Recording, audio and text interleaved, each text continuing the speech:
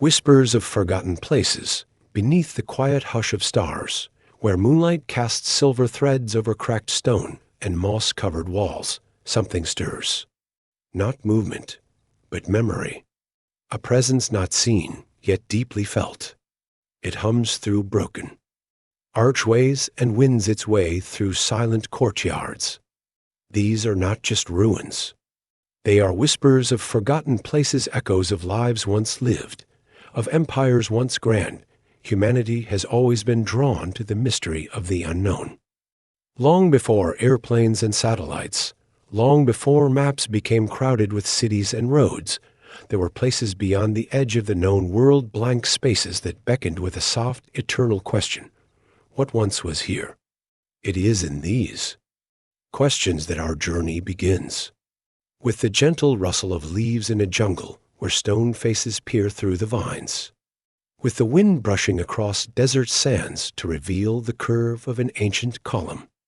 With the chill of a mountain morning, where moss creeps over stairways no foot has touched in centuries. The call is not loud. It is not urgent. It is quiet and steady, and always there.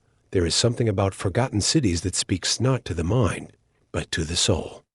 It is not only what was built, but what was left behind, traces of stories that still linger in stone. A street that led somewhere. A window that held the morning light. A plaza where laughter once rang. We are not the first to feel this pull. For as long as we've been able to wonder, we've looked for the ones who came before.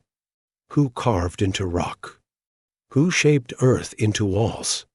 Who made something so grand it could be lost, yet never fully gone. There is a strange comfort in knowing that something once stood where now there is only wind. And there is wonder in thinking that even in loss, beauty can remain. Let us begin then, not with answers, but with a gentle question. What does it mean for a city to be lost? And what are we truly hoping to find when we go looking for it? Vanished worlds, rediscovered dreams. To walk among ruins is to walk through time. Not in a rush, not in a hurry, but in stillness. Each stone, each worn stair, is a breath from the past, exhaled slowly into the present. Imagine the moment of discovery. A traveler parting vines and finding the outline of a doorway beneath. An archaeologist brushing away dust to reveal a carving. A symbol, a name. A drone camera soaring above the canopy, revealing patterns too perfect to be nature hidden beneath the trees. There is a hush in those moments. The kind of silence that feels sacred.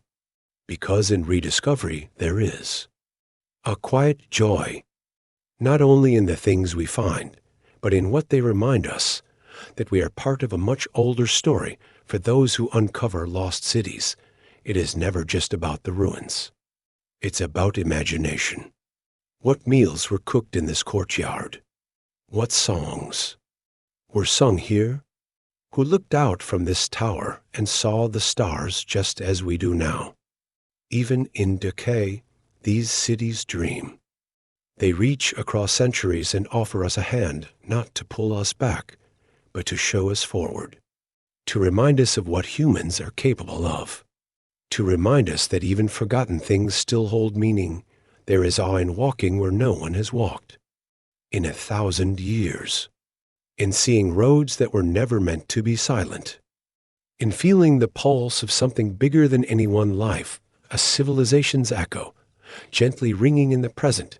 And for the modern traveler, the dream is not just in the destination, but in the journey. Reaching a place without crowds, without signs, without noise. Only the whisper of the wind and the soft crack of branches underfoot. Rediscovered cities become more than history. They become reminders that the world is still full of wonder. That sometimes the most beautiful things are not the newest, but the ones we've almost forgotten. The fragility of empires. All cities rise. All cities fall. Some fall to war. A sudden end, marked by fire, rubble, and silence. Others fade slowly. Swallowed by time, by vines, by sand. by the creeping reach of nature, reclaiming what was once hers. Some are abandoned because rivers change, or the rains stop, or the people simply go. We often think of cities as permanent. Buildings seem strong. Walls seem forever. But history teaches us otherwise. Even the greatest empires crumble. Even the tallest towers return to dust, and yet there is beauty in this fragility, in knowing that even the most powerful can be forgotten, not as a warning, but as a truth. That time moves softly, yet surely. That everything built by hands can be unbuilt by wind. Imagine the markets once bustling with color, now home to silence and ivy. Imagine the temples once filled with song, now echoed only by birdsong. Imagine the gates once watched by guards, now standing open to the sky. This is not tragedy. It is the rhythm of the world. Cities are like stories. Some are short, some are long, but all have an end. And even in that ending, something beautiful remains. The fall of empires reminds us that greatness is not in how long something lasts, but in what it leaves behind. A carving, a column, a pathway in stone, a name, and so we do not look on ruins with sorrow. We look with softness, with respect, with quiet curiosity. We listen to what they still have to say, even if it's only the sound of the wind moving through stone. A map to the past. Close your eyes now, just for a moment. Picture the world not as it is, but as it was. A jungle path lit by morning mist. A canyon holding the curve of ancient stone. A mountain pass where stone steps still cling to the slope. This is the journey we're about to take. We will visit cities carved into cliffs and ones built upon water. We will explore temples hidden beneath vines and streets buried in sand. We'll wander through markets that haven't heard a voice in centuries and rest beneath archways that once welcomed kings. Each city is a chapter. Each ruin a quiet page in a long, forgotten book. And together we will read it not with urgency, but with care. Not to race through history, but to walk with it. Slowly, softly, like a traveler at dusk, letting the stars guide the way. In this series, you will hear the stories of cities that once thrived and then disappeared. Places that were lost to time, to nature, to silence. But they are not gone. They are waiting. In stone, in shadow, in memory. Let this be your map to the past, not to retrace the steps of conquerors or kings, but to listen to the quiet voices of those who built, who lived, and who loved in these now forgotten places. As the night deepens and your eyes grow heavier, know that these cities will still be here in the soft space between history and dream, waiting, whispering, watching. The stars. Machu Picchu, the city in the clouds, high in the Andes, where the sky folds softly into mist and the world narrows to stone and air, lies a place unlike any other. Cradled between two mountain peaks, Machu Picchu rests in silence, a city. In the clouds, touched by sunlight and wrapped in whispers, there is something sacred in its solitude. Around it, green ridges rise like guardians, watching over the terraces, walls, and staircases that have stood for centuries. Above, the clouds drift slowly, casting shadows that dance across the stone. Below, the Urubamba River winds like a silver thread, humming a song the Inca once knew. To reach Machu Picchu is to climb into quiet. The path is steep, carved into earth and rock, winding through forest and mist. Birds call gently from the trees. Ferns brush against the skin. And then, suddenly, the trees part and the city reveals itself. It does not shout. It does not shine. But it stands, patient, peaceful, a city that breathes with the mountain. Its stones, warm from the sun, rest where they've always been, fit so perfectly together that even time has failed to pull them apart. This is not a place built in a rush. It is a place shaped with care. Each stone placed not just with skill, but with purpose. The walls follow the slope of the land. The terraces echo the rhythm of the hills. Nothing here is random. Everything listens to the mountain, and in that stillness, there is a kind of welcome, as if the city does not simply allow visitors. It invites them quietly to pause, to breathe, to remember. This is where our story begins, not with noise, not with movement, but with a hush. A hush that holds the weight of centuries and the peace of the sky, the Inca's sacred vision long ago. Before the roads, before the rediscovery, the Inca walked these paths. The air was just as thin, the mist just as soft, but the city was alive. Not with crowds, but with purpose. This was not a place of trade or war. It was something more delicate, more divine. Scholars still wonder what Machu Picchu meant to the Inca. Was it a royal estate? A temple retreat? A sacred mirror of the heavens? Whatever its use, its spirit speaks of reverence. The city's design bends not only to nature, but to the sun, the stars, the seasons.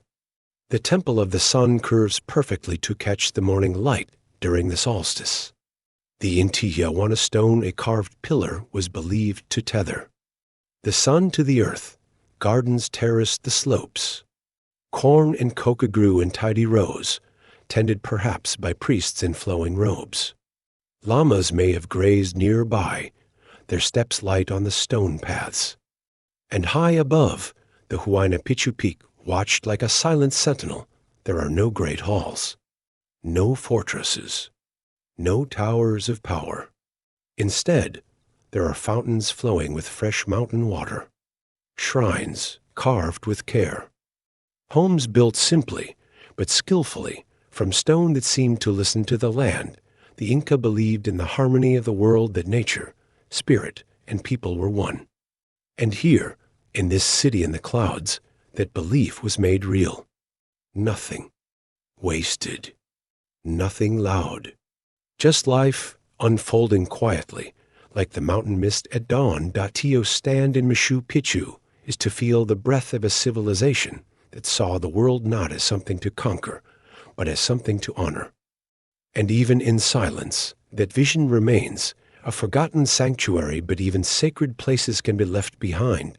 One day, perhaps slowly, the footsteps in Machu Picchu faded. The city did not fall to fire. It did not fall to war.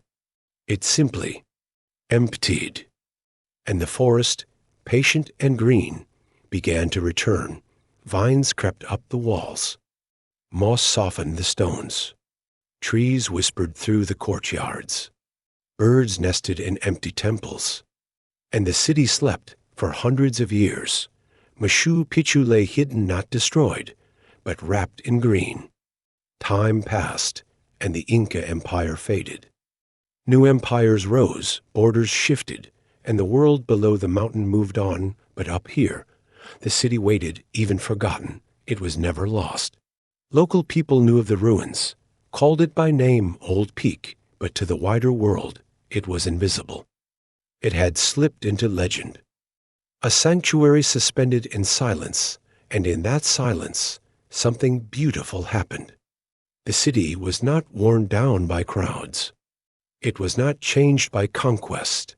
It simply stayed untouched, resting gently in the arms of the Andes. When we think of ruins, we often think of damage. But Machu Picchu shows us another kind of ruin, one preserved not by force, but by forgetfulness. A place that was never truly abandoned, only left in peace. And so, through centuries of wind and rain, of root and rot, the city held its shape, waiting for eyes to return, waiting for voices to speak its name again. Rediscoveries dawn. In the summer of 1911, a man named Hiram Bingham climbed through the jungle, following a guide along a high ridge. He was looking for something. Stories, perhaps. Shadows of Inca cities still whispered in local legends.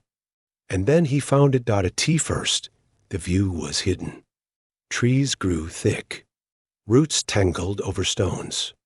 But as Bingham pushed forward, the shape of the city began to show. Terraces stepped down the hill. Carved walls peeked through the green. A doorway still stood, perfectly framed by sky. His heart must have paused. Bingham stood not in a place of rubble, but in a city sleeping. A city cradled in cloud, guarded by mountain and mist. His notes would later speak of wonder, of awe, of beauty beyond words. But in that moment, there must have been silence. The kind that falls when something truly great is seen. The world would soon know the name Machu Picchu. Scholars would study it. Travelers would seek it. Pilgrims would climb to stand in the sun where the Inca once prayed. But for that one moment, it was just a man and a city, both still. Rediscovery does not always come with celebration. Sometimes it comes with quiet understanding that something old has found its way back into the light, that the earth, for once, has offered up a secret it held close, and even now, more than a century later, the magic remains. Machu Picchu is no longer hidden, but it is still held gently like a story, whispered at bedtime, a reminder that some places are not just found on maps, but in moments of stillness. Tonight, let that stillness carry you. Let the mountain mist drift around your thoughts. Let the stone paths lead softly into your dreams. The city in the clouds is still there, waiting, peaceful, patient, and eternal. Pompeii frozen in time, in the soft light of morning, before the world knew what was to come. Pompeii awoke as it always did, warm, colorful, and full of life. The sun spilled gently over red rooftops. Marble columns cast long, golden shadows onto cobbled streets. And everywhere there were voices. Children's laughter danced through narrow alleys. Merchants called out from market stalls, their tables piled high with olives, figs, and fresh bread. Bronze coins clinked into hands. Bakers dusted flour from their aprons. Artists dabbed at mosaics, careful and slow, building beauty one tiny stone at a time. The city pulsed with a quiet rhythm. Not fast, but full. There were fountains at every corner, trickling cool water for passersby. The walls of houses were painted with myths, gods, lovers, creatures from dreams.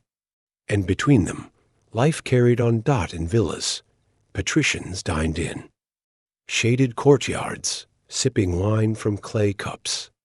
In gardens, birds fluttered near citrus trees, their wings brushing orange blossoms. The public baths steamed with warmth and chatter, while poets found inspiration in the buzz of the forum. Pompeii was a world all its own, simple in its beauty, proud in its craft. The shadow of the volcano loomed nearby, but it was quiet. Just another part of the landscape. Just another piece of the sky. People lived here, truly lived.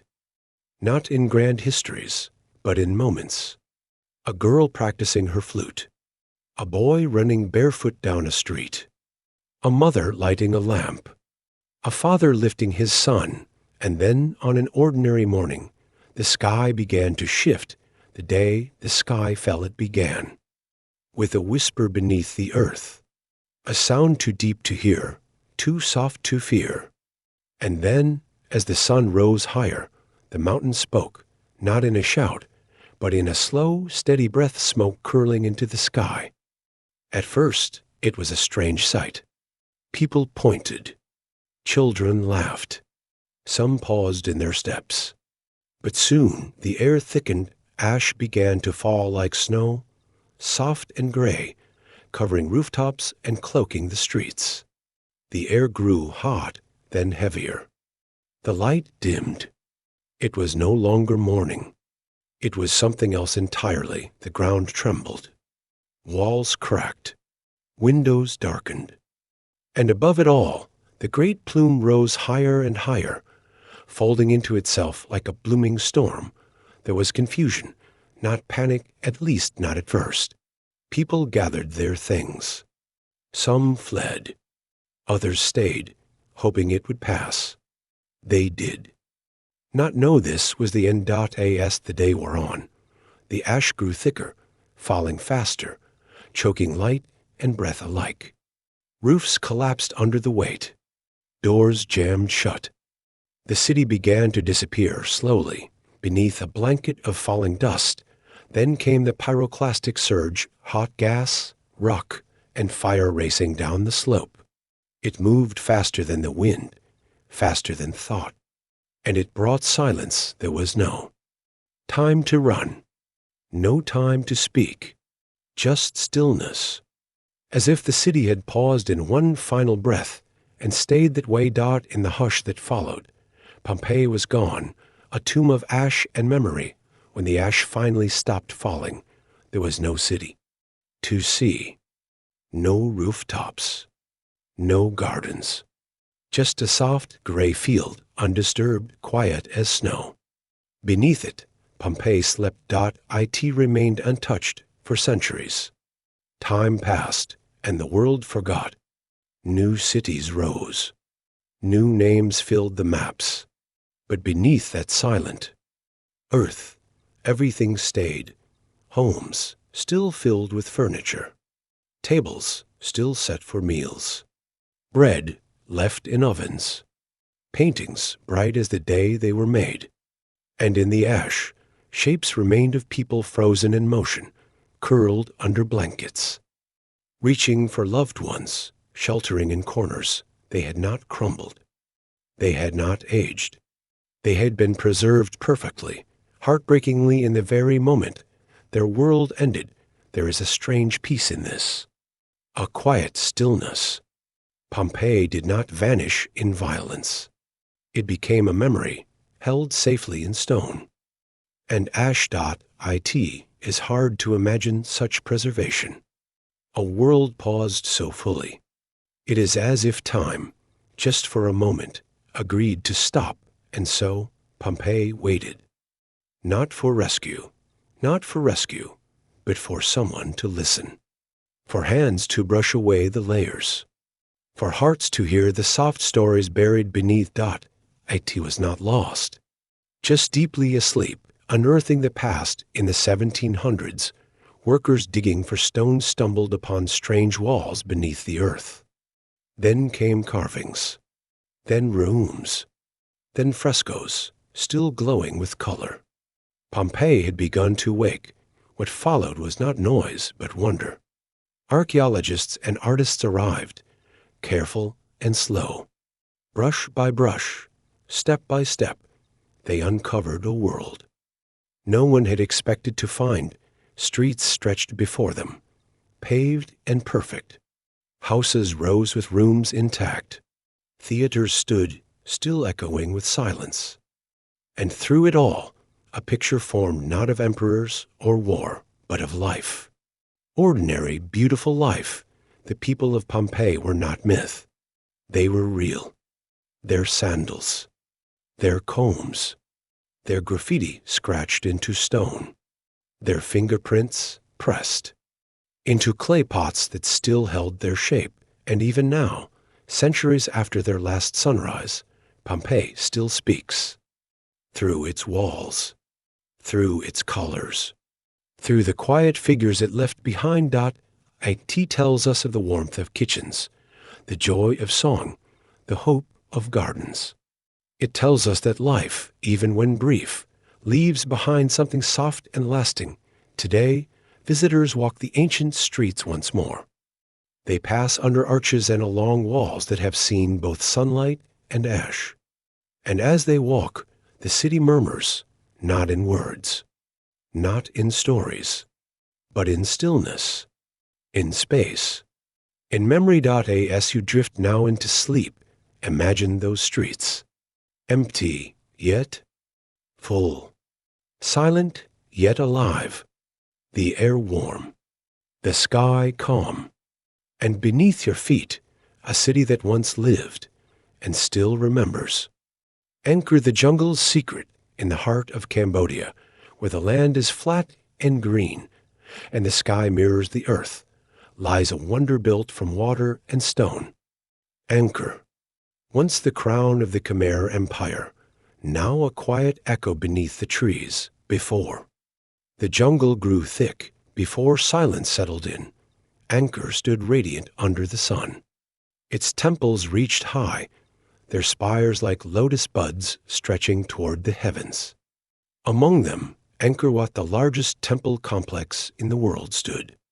Still and proud, its reflection glowing across wide reservoirs known as bares, water ran through the city like veins. Canals crisscrossed the land. Moats circled temples. Bridges arched gracefully over calm streams.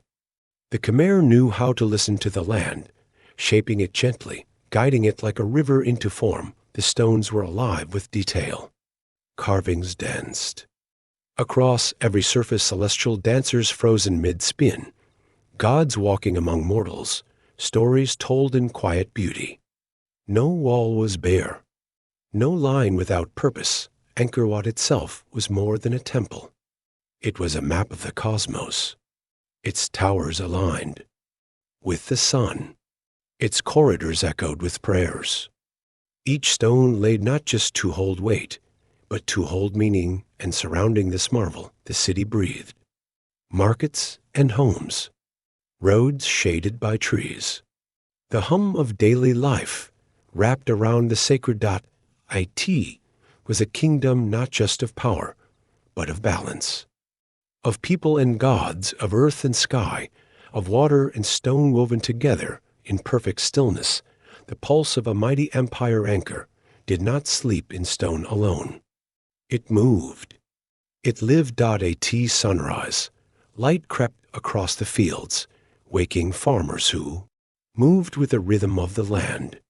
They tended rice paddies, barefoot in the water, guiding oxen, lifting bundles with quiet strength. Food for the empire grew beneath their hands. In courtyards and palaces, dancers swayed to the sounds of gongs and flutes. Their fingers curved like petals, their silk garments catching the breeze. These were not just performances, but prayers in motion. A language of the body offered to gods above. Children played under banyan trees. Traders shouted in the markets, where spices and silk changed hands. Monks walked barefoot, their orange robes glowing like fire against the gray stone.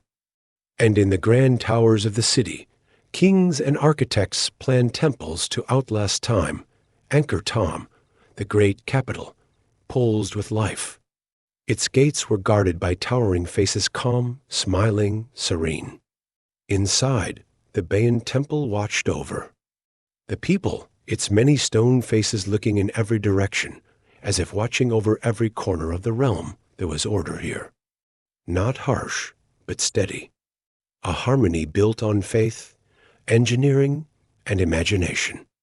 The people believed in the turning of the world, in the flow of water, in the blessings of the sky. Each road, each canal, each carving was part of something larger. A vision made real. A world not built to dominate nature, but to reflect it, to rise with it, to move with it. For centuries, Angkor thrived. And its pulse beat strong beneath the rising sun, the jungle's slow embrace. But even great cities can go quiet. The fall did not come all at once. There was no single battle, no roaring collapse. Instead, there was change, slow, steady, and sure. Rulers shifted. The capital moved. The skies grew uncertain. Floods came, and droughts followed. The great water system faltered. And still the people held on, but the jungle does not wait forever. Vines crept toward the stone. Roots, thick and winding, pushed between cracks. Trees wrapped their limbs around towers. Leaves drifted over walkways once swept clean. Each morning, the people faded. The prayers quieted. The dancers left. And Angkor began to sleep. It did not break. It did not vanish. It was swallowed softly by green. Banyan roots grew like fingers over temples. Ferns sprouted from staircases. Butterflies flitted through. Doorways where once royalty walked, what remained was not ruin, but silence. A silence full of memory. Bird song replaced the clang of bronze. Rain tapped gently where drums once beat. And the trees grew tall, stretching far above the sleeping gods. Angkor, once the heart of an empire, became a secret in the forest. A forgotten city, hidden in plain sight. Its walls strong, its spirit intact, but its voice quiet, the jungle. In its slow embrace, kept it safe. Not gone. Just waiting, a rediscovery amid the green centuries passed before the outside world remembered Angkor in the 19th century. Explorers and scholars began to hear whispers of stone cities lost in the forest, of temples covered in trees. They followed narrow paths. They crossed rivers. And then, like a dream unfolding, they found it, the jungle parted. The towers rose. Faces smiled from the stone. And the silence welcomed them. It was not a ruin. It was a revelation. The explorers stood still, hushed by wonder. Before them were entire cities carved in stone, causeways stretching through trees, temples standing in silence, and carvings, so many carvings untouched by time. The roots had grown around, not through. The vines had dressed the city, not destroyed it. And from within the green, Angkor still breathed. Writers and artists tried to describe what they saw. Some called it a dream, others a miracle. But none could capture the full softness of it, the feeling of walking through history wrapped in leaves. Today, Angkor is no longer hidden. Pilgrims come by the thousands. But still, if you walk in early morning, when the light is gold and the mist hugs the trees, the city feels like it always did, quiet, ancient, alive. You can hear the birds call through the corridors. You can feel the stones warm beneath your hand. And you can almost see the dancers, just beyond the next doorway, turning in time to music long gone. Let that vision stay with you tonight. A city of gods and trees, of peace and stone. A secret once lost, now softly remembered. Petra, the rose city carved in stone, in southern Jordan. The land is quiet. The air hangs still over red sand and jagged stone, and the wind moves slowly through canyons carved by time. Here, in this hushed desert, a narrow path winds between towering cliffs. It is called the Sick. The Sick is no ordinary road. It is a passage through earth itself, a slit in the stone, long and twisting, where light flickers and shadows shift. The walls rise high on either side, smooth and close, as if the mountain is holding its breath. Step by step, the outside world fades. The sky becomes a ribbon above. Footsteps echo softly. Each turn hides the next. The air is cool and dry. The silence is not empty, but full, as if the stones remember the travelers who once passed through, long ago. And then, around one final bend, the walls part. There, rising from the rock, stands the treasury Al-Khazna. Its columns stretch, tall. Its facade, glowing in soft rose and gold, seems not built, but revealed. Carved directly into the cliff, it glows as if lit from within. Ornate, silent, eternal. It is a moment of still wonder. The canyon opens, and suddenly you are no longer in a desert. You are in a city carved from stone. A city hidden for centuries, waiting behind this secret gate. Petra, even in its silence, the city speaks in color, in craft, in the softness of sandstone touched by light. masters of the desert trade, Petra, did not rise by chance. It grew where the deserts met, where north met south, where caravans crossed with silk, spices, frankincense, and gold. The Nabateans, masters of the trade, knew the rhythm of the land. They built not with haste, but with care. Their homes. Temples and tombs were carved into the cliffs themselves, as if asking the earth's permission. Every detail was etched with skill, a curve here, a column there, blending beauty with strength. But Petra's true genius was not only in stone. It was in water. In a land of drought and dust, the Nabateans made the desert bloom. They caught rain in distant hills and guided it through channels and pipes into cisterns cut deep into rock. Water flowed quietly through the city, feeding gardens, fountains, and baths, and with water came life. Markets bustled with goods from every corner of the ancient world. Camels lined the streets. Traders gathered in shaded courtyards. Stories passed from tongue to tongue of empires, oceans, and distant lands. At night, the stars hung low over the city. Lamps flickered along narrow paths. Perfume drifted on the air. Music echoed between walls. Petra was not only a place of trade. It was a meeting of worlds east and west, desert and green, silence and sound. A place built with vision and held together by the quiet ingenuity of its people. In the hush of the cliffs, the pulse of civilization once beat strong, a city. Lost to time, but even great cities grow quiet. Trade routes moved. New ports opened. The caravans that once brought wealth and stories turned elsewhere. Slowly, the city's heartbeat faded. Earthquakes came. Walls cracked. Roofs fell. And without trade to rebuild, the city began to slip into silence. Petra did not vanish in a single day. It drifted. One family left, then another. The markets emptied. The gardens dried. The songs stopped. And the sandstone, once alive with voices, grew still. The desert moved, and not with force, but with patience. Sand filled the streets. Wind smoothed the carvings. The water channels dried. And yet, the city stood. Its tombs remained, watching. The stars.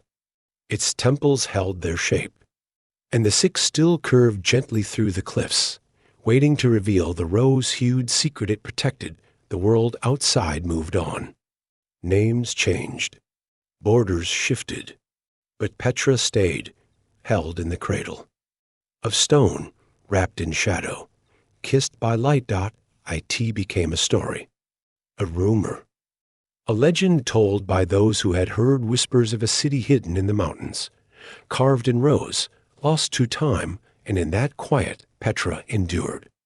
Not forgotten. Just waiting, the rediscovery of a legend in the year 1812. A young explorer named Johann Burckhardt walked the roads of the Middle East.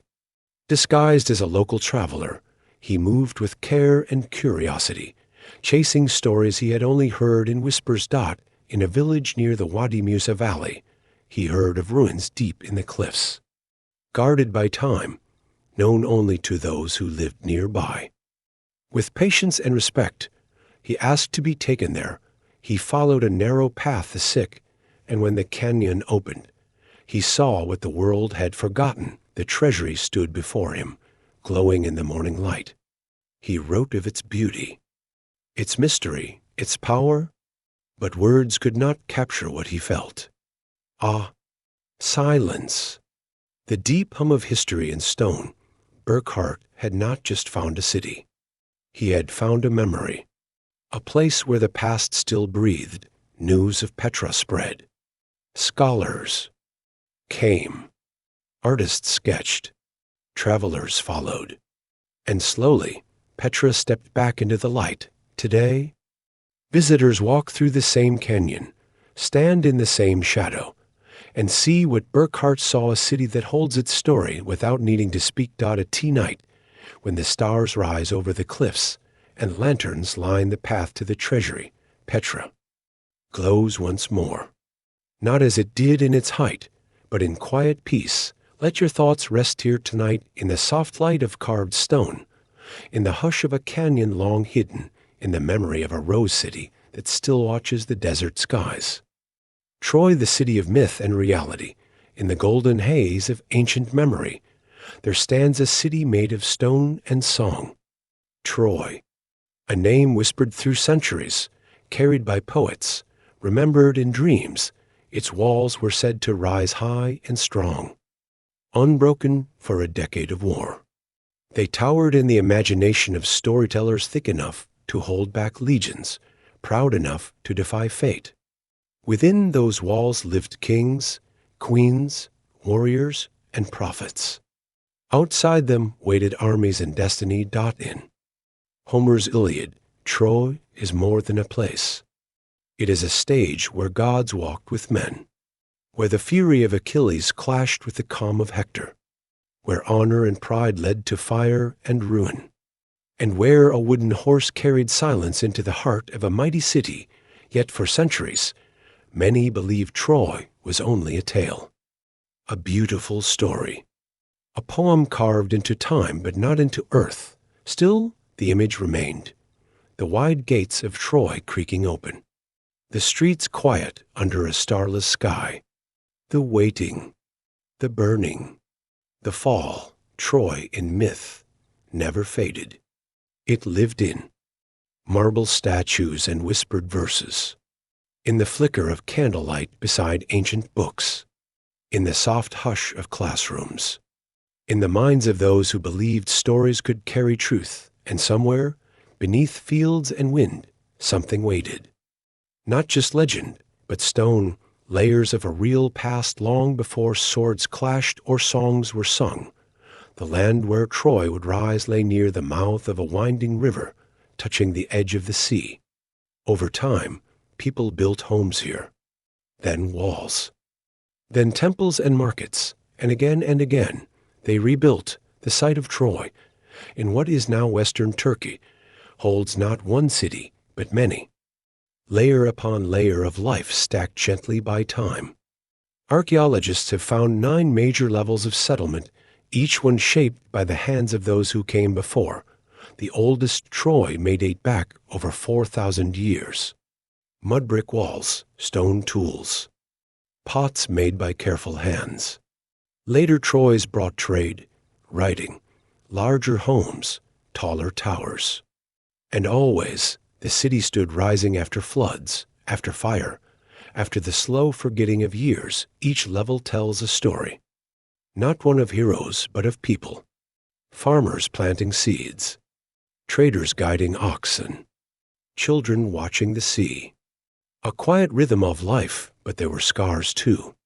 Burnt timbers, broken walls, signs of siege, of battles fought, perhaps like the ones in Homer's tale. Troy VI and Troy 7, in particular, hold clues: strong fortifications, destroyed dwellings, hurried burials.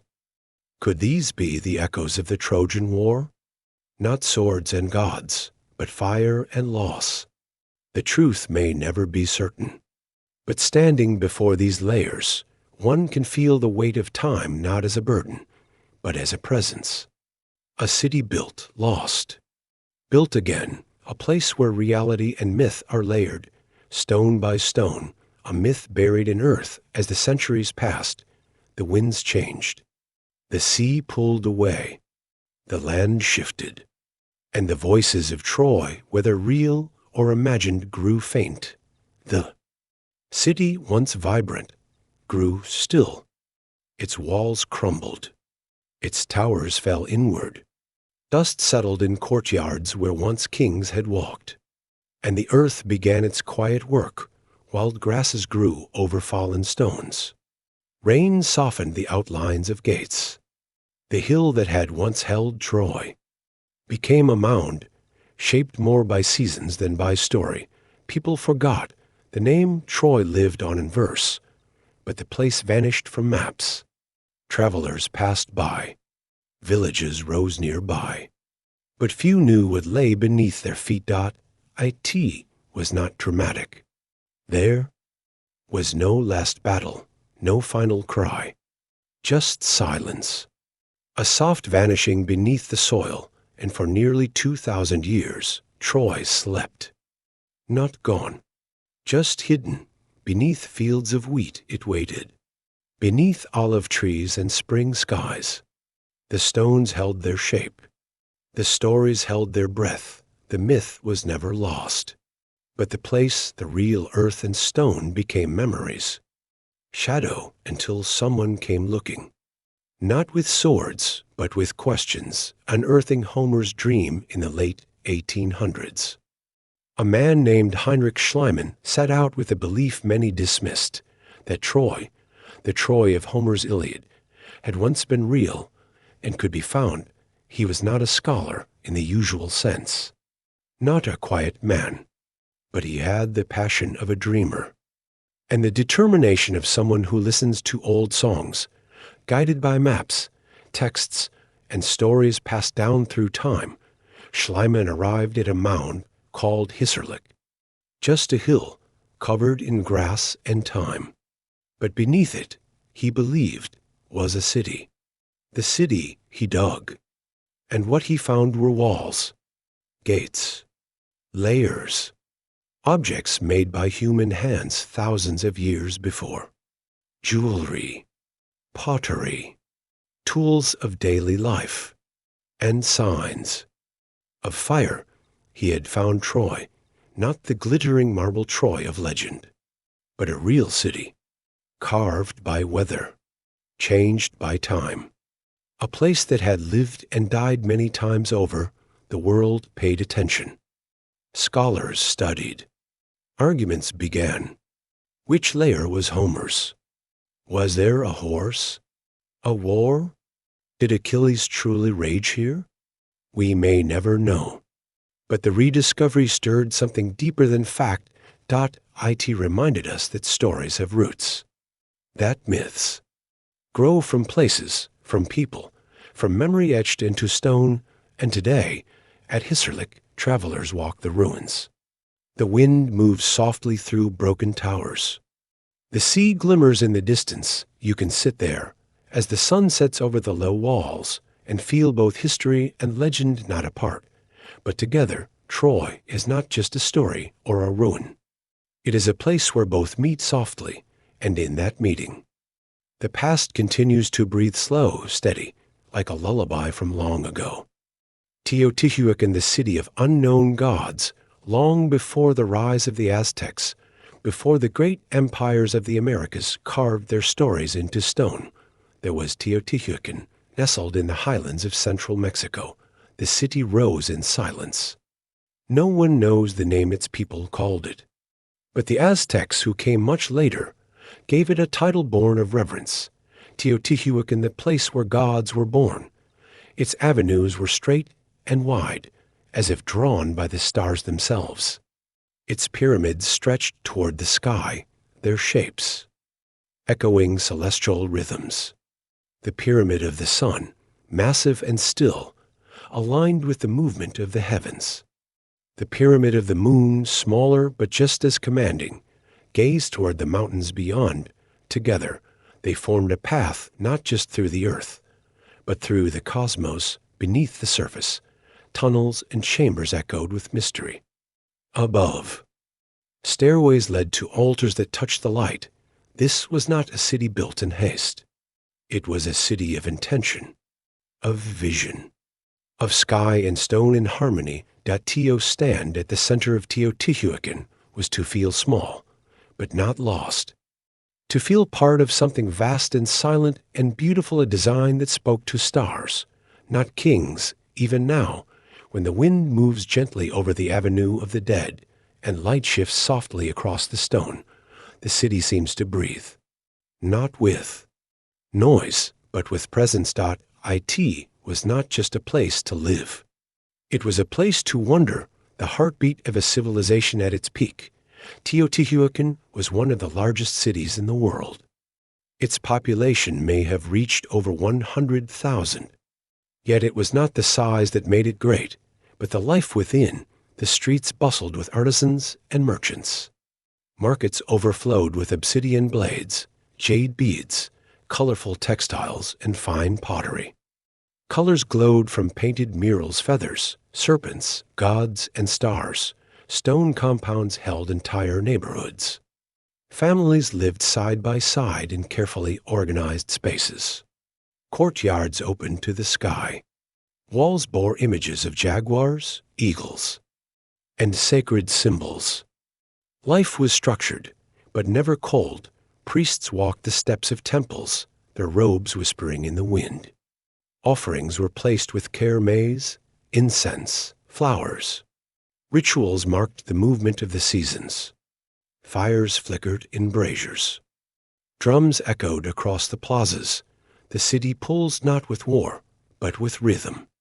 Festivals, ceremonies, moments of stillness and celebration.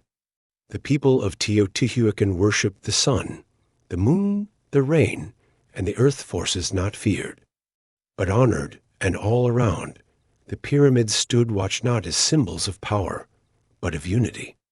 The people lived beneath their gaze, not in submission, but in connection, from clay figurines to giant murals, from household altars to sacred caves. Teotihuacan was a place of story, a place where every wall, every path, spoke a language of the sacred, and through it all there was balance. Between order and expression, between earth and sky, a silent farewell. But no city lasts forever. At some point, the people of Teotihuacan began to leave. Slowly, quietly. The reasons are still unclear. Perhaps it was drought. Perhaps unrest. Perhaps the delicate balance of water, trade, and belief began to falter. Fires scorched the temples. Walls were torn down. And the city that had once mirrored the heavens began to crumble into silence. There was no final battle, no foreign conqueror. Just a slow turning of time, like the setting of a long and golden sun. By the time the Aztecs arrived, centuries later, the city was already a ruin. But even in ruin, it awed them. They did not claim it as their own. Instead, they worshipped it. They imagined it as the birthplace of the gods, a place beyond human hands. And so, Teotihuacan passed into memory. The wind moved through empty streets. Moss crept across the stone, and the pyramids stood still, their steps worn by the weight of years, but never forgotten. It was a city that did not vanish, only paused. Held gently in the folds of time, even in silence, it kept its shape. Even in ruin, it kept its rhythm, rediscovering the sun and moon. Centuries later, explorers and archaeologists began to clear the dust from Teotihuacan's bones. They brushed away earth. They uncovered murals, staircases, tunnels. They mapped its structure, its symmetry, its secrets. And slowly, the city began to rise again, not as it was, but as a story. What they found was not just architecture. It was intention. A city aligned with light and stars. A city where art, order, and spirituality were one. The pyramid of the sun, once buried under layers of earth, stood revealed. The pyramid of the moon reflected its shape across time. The temple of the feathered serpent glowed with carved scales and open mouths, its stone serpents still frozen mid-motion, and within, the tunnels beneath, obsidian blades, bones, and jewels whispered of ceremonies long past. No one knows what name the people of Teotihuacan gave their city. No written records remain. But the city speaks in other ways: in design, in silence, and enduring grace. Today, as the sun rises over the valley, the pyramids catch the light just as they always did. Travelers walk the avenue of the dead, not in fear, but in reverence. Children climb the steps. Artists sketch the walls. And in the stillness, Teotihuacan endures. Let that stillness wrap around you now. Let the stars above guide your thoughts. Let the city of unknown gods carry you into gentle dreams, for though its people vanished, Teotihuacan remains steady, silent, watching the sky.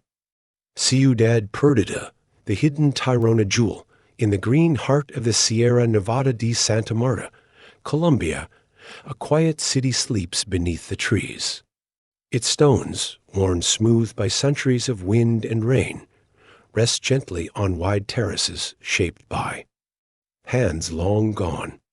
Ciudad Perdida, or the Lost City, rests high above sea level, folded gently into the mountain's embrace, like a secret.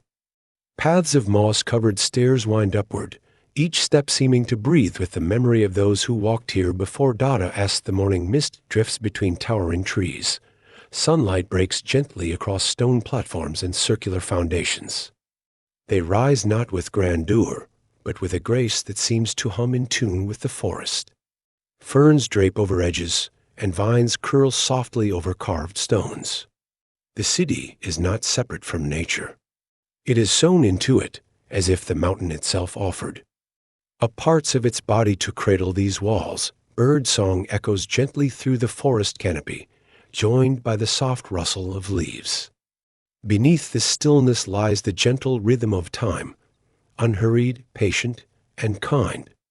Ciudad Perdida, built centuries before Machu Picchu, whispers of a world where power did not shout, but whispered through balance. The layout is not rigid.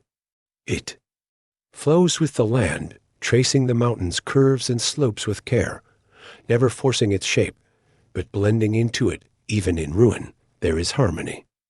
The green hues of the forest deepen the grays of stone. Streams trickle gently beside carved steps.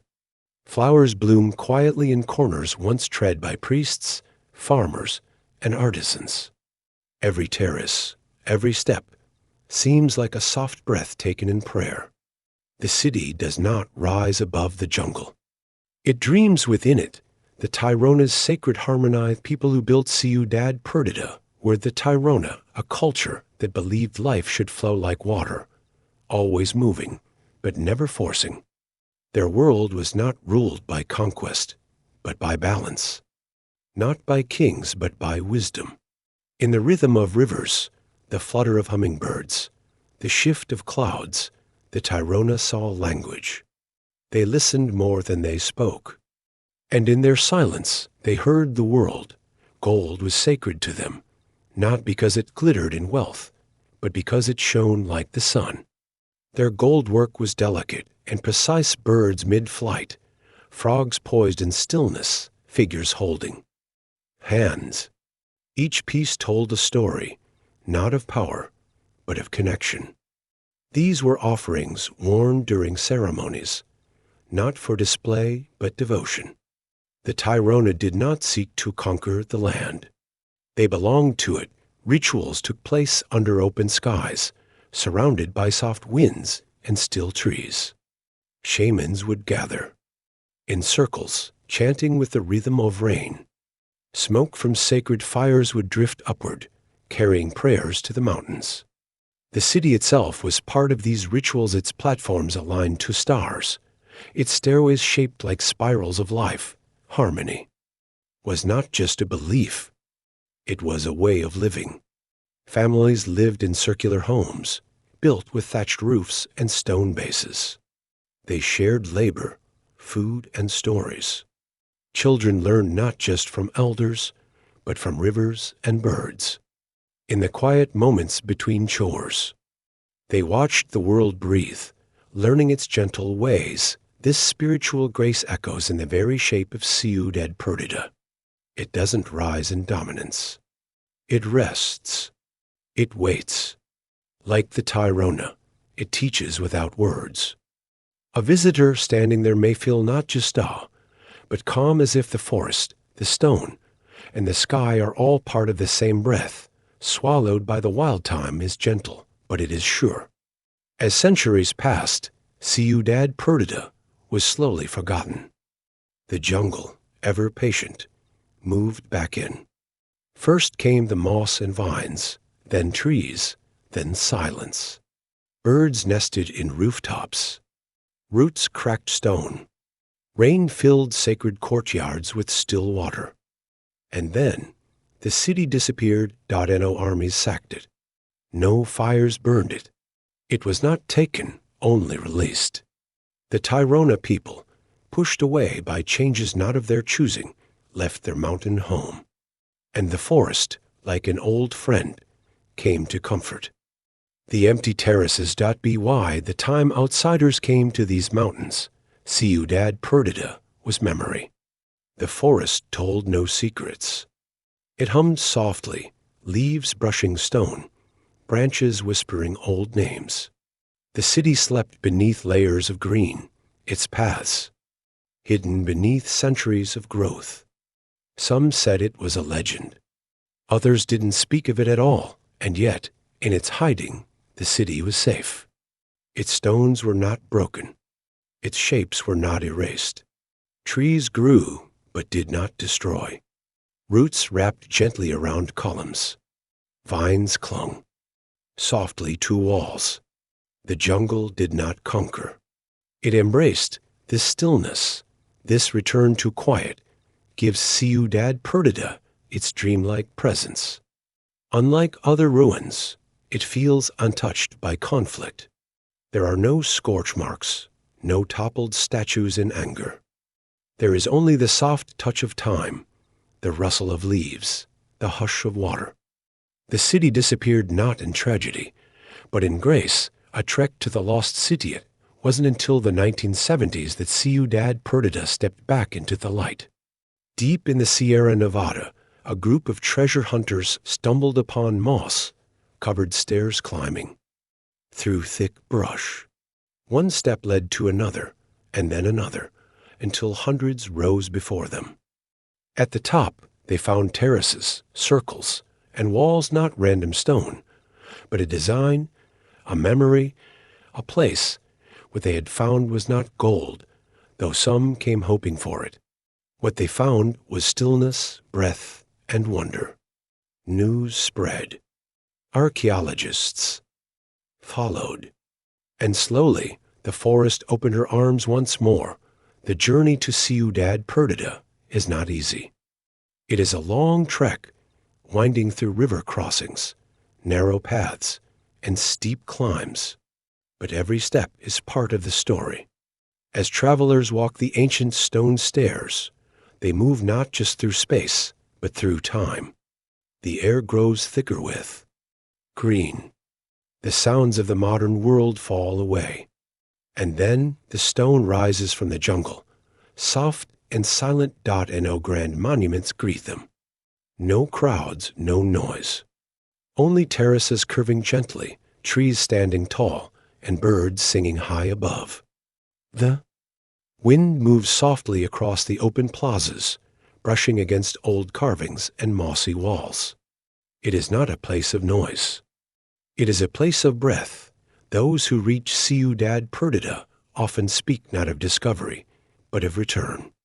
As if the city was never lost, only waiting. As if, in some way, we are all meant to find our way back to places like this, places that do not shout but listen, that do not rise but rest. Ciudad Perdida welcomes in silence. It teaches with stillness. And in the quiet, under the trees, on stone steps warmed by the sun, listeners and travelers alike may find peace, carried gently into sleep by the rhythm of ancient breath and forest breeze. Great Zimbabwe, the stone kingdom of Africa, under the wide, sunlit skies of southeastern Africa, in the rolling hills of present-day Zimbabwe, a kingdom once stood bold and silent. Great Zimbabwe, built from granite without a drop of mortar, rises from the earth as if shaped by nature itself. Its tall stone walls curve like waves of time, embracing the land with strength and grace. These stones do not scream for attention. They stand still, proud and patient, just as they have for centuries. The great enclosure, one of the largest ancient structures in sub-Saharan Africa, stretches out across the Golden Plains. Its outer wall, up to 30 feet high, surrounds a complex of smaller enclosures and passageways. Stones are stacked tightly, carefully, each one chosen by hand. No cement holds them together, yet they remain strong. The curved walls seem to breathe with the wind, bending around the landscape as if listening to it.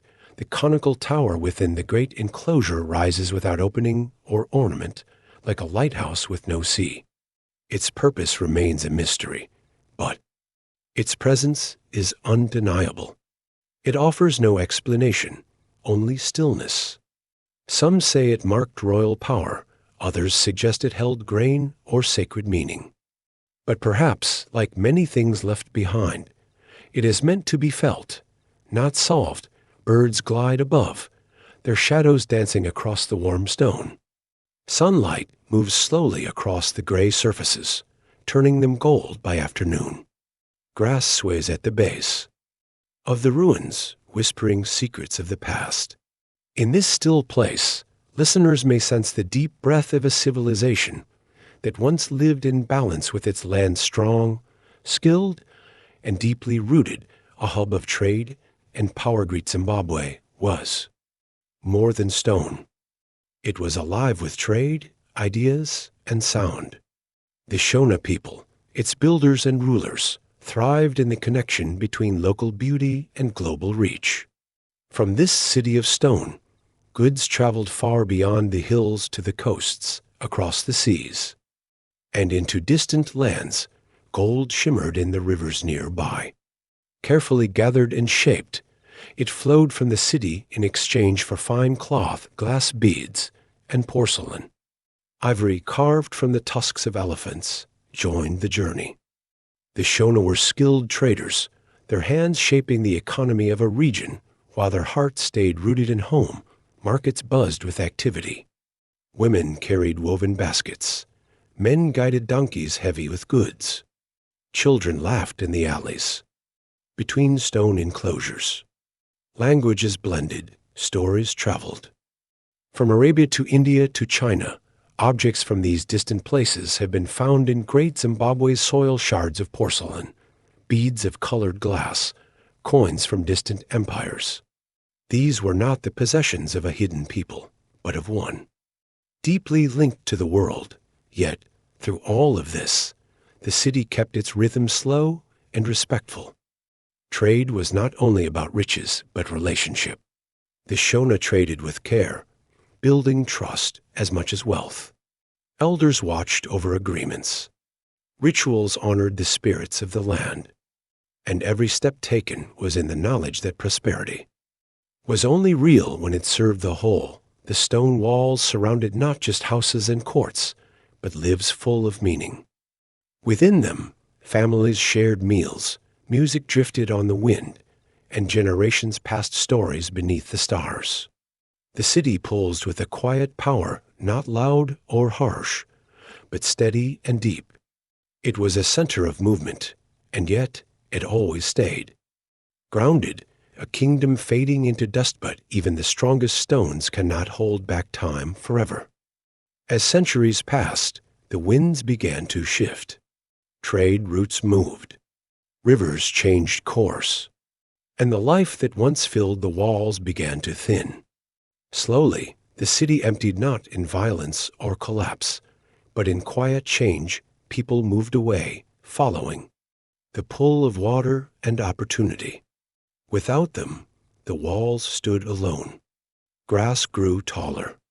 Dust settled into corners where laughter once echoed. The conical tower still reached upward, but its meaning faded from memory. The city did not fall. It faded gently, almost kindly. Nature returned, not as an enemy, but as a guest. Trees grew where markets once thrived. Birds nested where fires once burned. The paths between enclosures filled with silence. And still the stones stood. Though the people left, the memory of them remained. Travelers in later years would pass by the region and wonder, Local communities remembered, in stories and names. The great walls were not forgotten, only waiting. Unlike ruins crushed by war or shaken by greed, great Zimbabwe's stones slipped into sleep. Time wrapped the kingdom in stillness. And while it rested, the world began to forget. Maps left it blank. Books skipped over it. Histories written elsewhere told different stories, often missing this one. But still, under the sun and wind, the stones held on, rediscovering Africa's glory. In the 19th century, European explorers made their way into the southern highlands. Among them were men curious and wide-eyed, some searching for riches, others seeking truth. When they came upon the stone walls of Great Zimbabwe, they were stunned. Here, in the heart of Africa, stood a city built not by foreigners, but by Africans. Some early explorers struggled to believe it. Myths and misunderstandings clouded their vision. But the stones told their own story, one of skill, vision, and pride. Over time, careful scholars began to listen to the stones instead of the legends. Archaeologists uncovered pottery, tools, and imported goods that showed the reach of this once great city. They found links between the structures and the Shona culture that still lived in the region. And slowly, the world began to see what had always been true. Great Zimbabwe was a masterpiece of African hands, African minds, and African hearts. Today, the site is protected, studied, and honored. It has become a symbol not just of the past, but of pride and answer to those who doubted Africa's history. Visitors walk along the same paths once taken by traders, families, and leaders. They touch the walls, now cool with shadow, and listen to the quiet strength beneath their feet. As the sun sets over the hills, Great Zimbabwe glows soft gold. Crickets sing in the brush. Wind moves through the tall grass. And in the stillness, the stones seem to speak again. Not loudly, not urgently, but gently, like a story remembered just before sleep. They say that no kingdom lasts forever. But some leave behind more than ruins. They leave a rhythm, a breath, a whisper. Great Zimbabwe does not cry out. It welcomes. It rests. And in that rest, we are reminded, greatness need not shout to be known. Ubar, the city of pillars in the sand, in the heart of Arabia, lies a vast ocean of sand, the Rub al-Khali, or the empty quarter. It stretches for hundreds of miles, with dunes that rise and fall like waves frozen in time. This desert, quiet and endless, once hid a city whispered of in ancient stories. A place called Ubar, the city of pillars. Travelers spoke of its towers that shimmered in the heat, tall and proud, guiding caravans across the scorching sands. They told of stone gates, guarded by lions carved from marble, and streets where the scent of incense filled the air. But as time passed, Ubar vanished. Some said it was swallowed by the sands. Others believed it was destroyed by divine wrath. What remained was a legend soft and shimmering, like a mirage at sunrise. The Quran spoke of Iram of the Pillars, a city of great beauty and pride, destroyed for turning away from truth. Over centuries, poets and pilgrims wove its image into verse and prayer. But no one could say exactly where it had been, or if it had ever truly existed. The desert, wide and silent, kept its secrets. Even so, stories of Ubar never faded. Around firelight, Bedouins told of its riches. Traders remembered it in passing, and explorers searched for clues in windswept ruins and weathered maps. In the mind's eye, Ubar remained rising from golden sands like a dream under moonlight. The dunes seemed to breathe. Wind shifts the surface, and shapes appear: walls, towers, arches made of shadow and hope. Ubar is not only a place.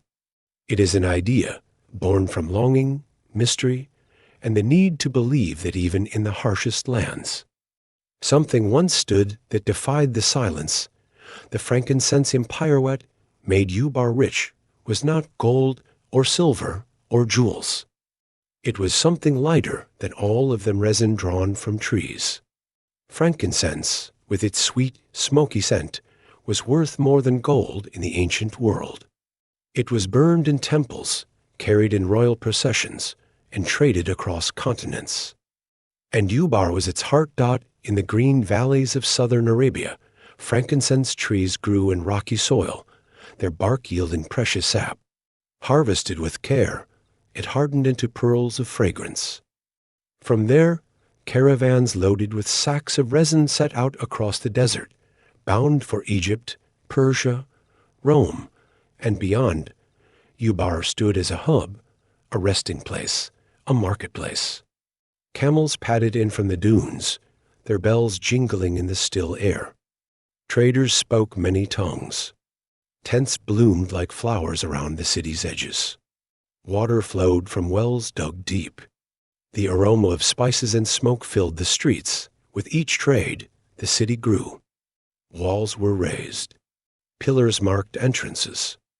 Buildings of stone and mud rose from the sand. At night, fires glowed like stars fallen to earth. Music drifted from courtyards.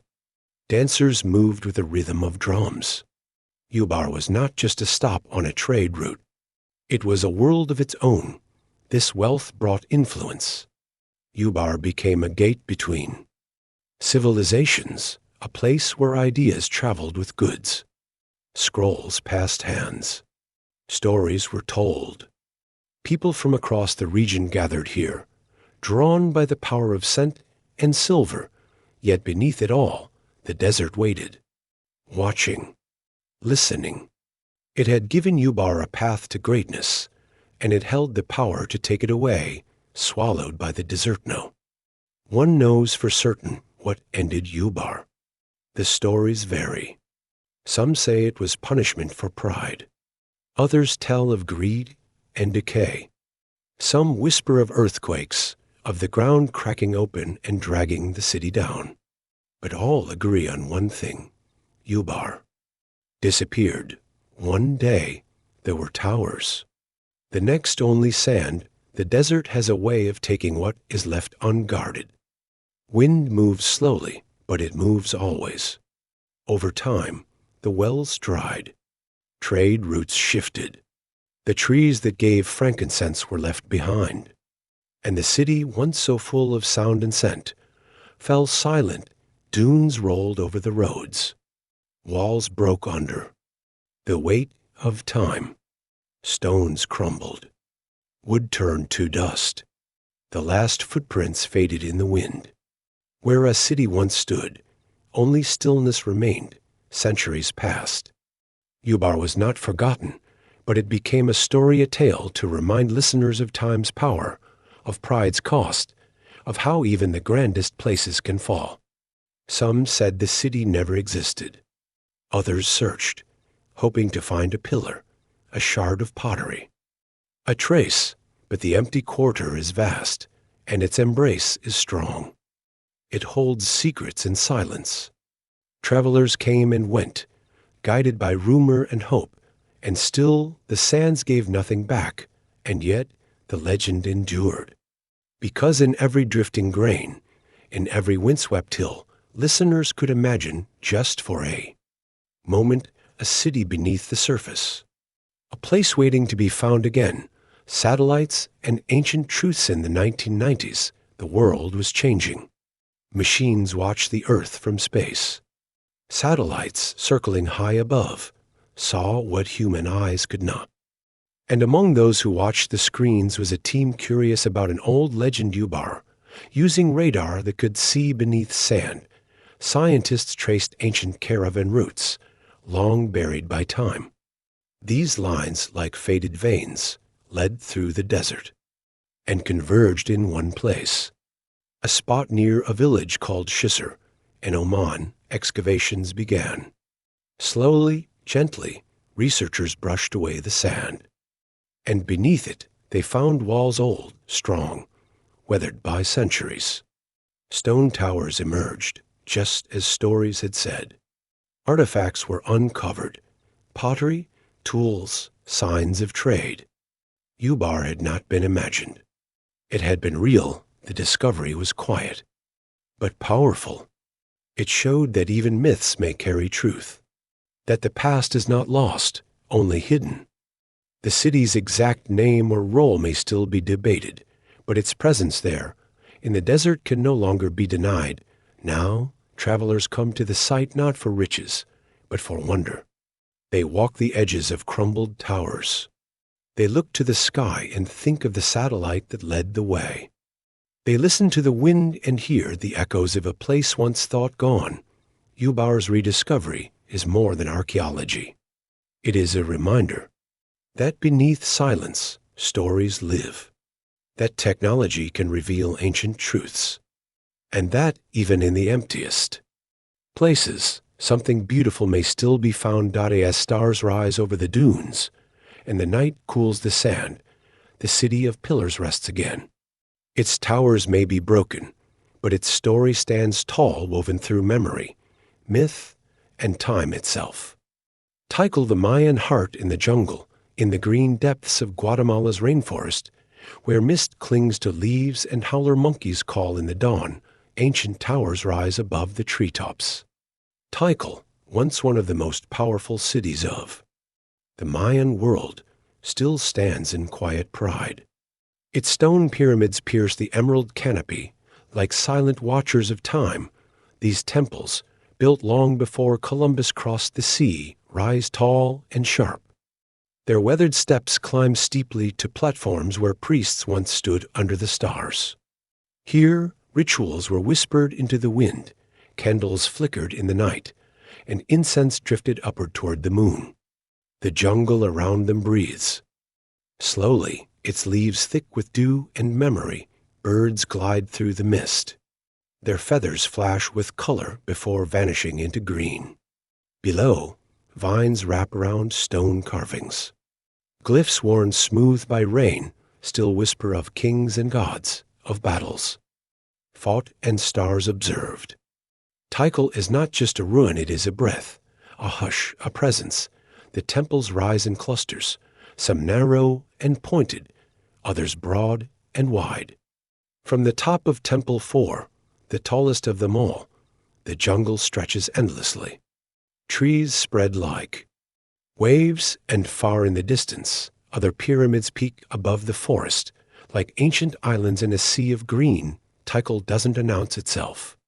It waits. Wrapped in birdsong and shadow, it draws visitors into stillness. Its stones are quiet, but full of stories. They do not need to speak loudly.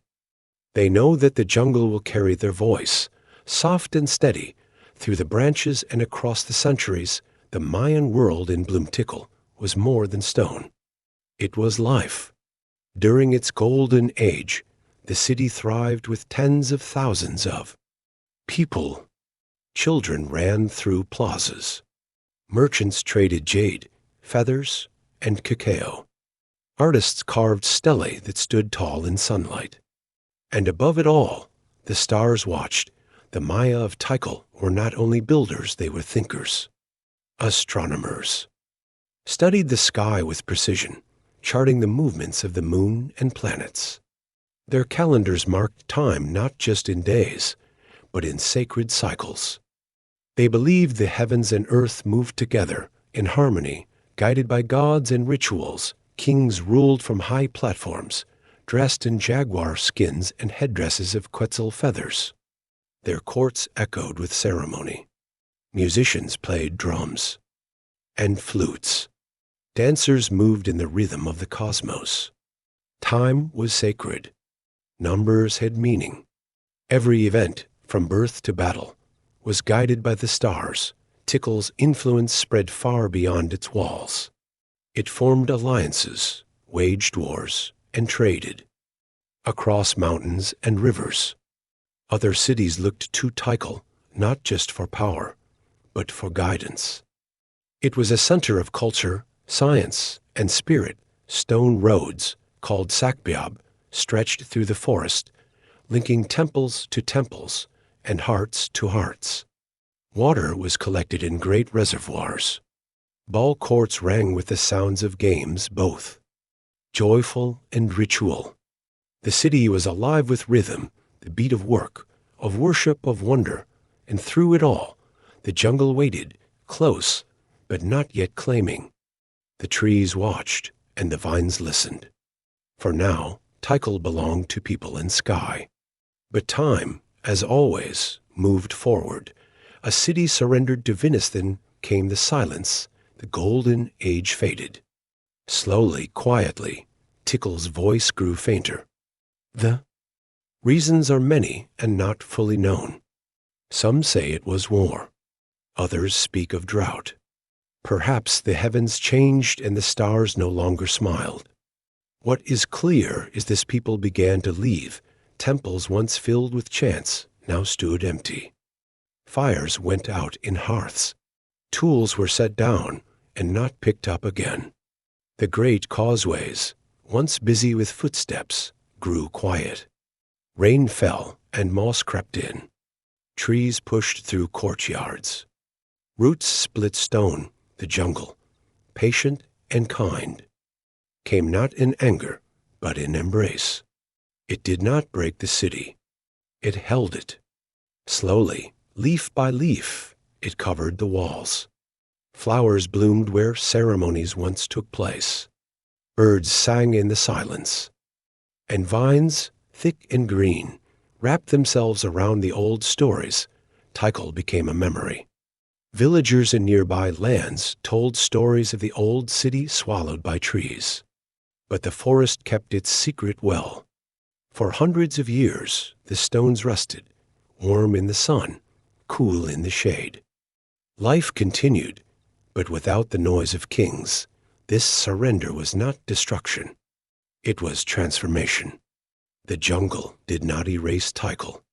It preserved it. And in that stillness, the city dreamed, rediscovering the Mayan Ceylon, the 19th century. Whisperers returned. Explorers and scholars heard tales of temples hidden in trees, of stone heads peeking through moss. They followed narrow paths, guided by local voices and ancient maps. And in the forest, they found Tikal. What they saw was wonder. Trees growing through doorways. Monkeys swinging from roof combs. Stone steps hidden beneath roots. But also precision. Beauty. Strength. The work of people who knew both the earth and the sky. Excavations began, careful and slow. Leaves were brushed away.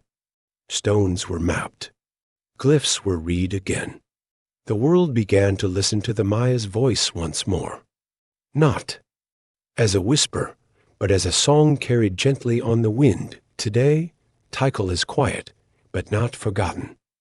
Visitors come from far away. They walk among the trees and feel the hush.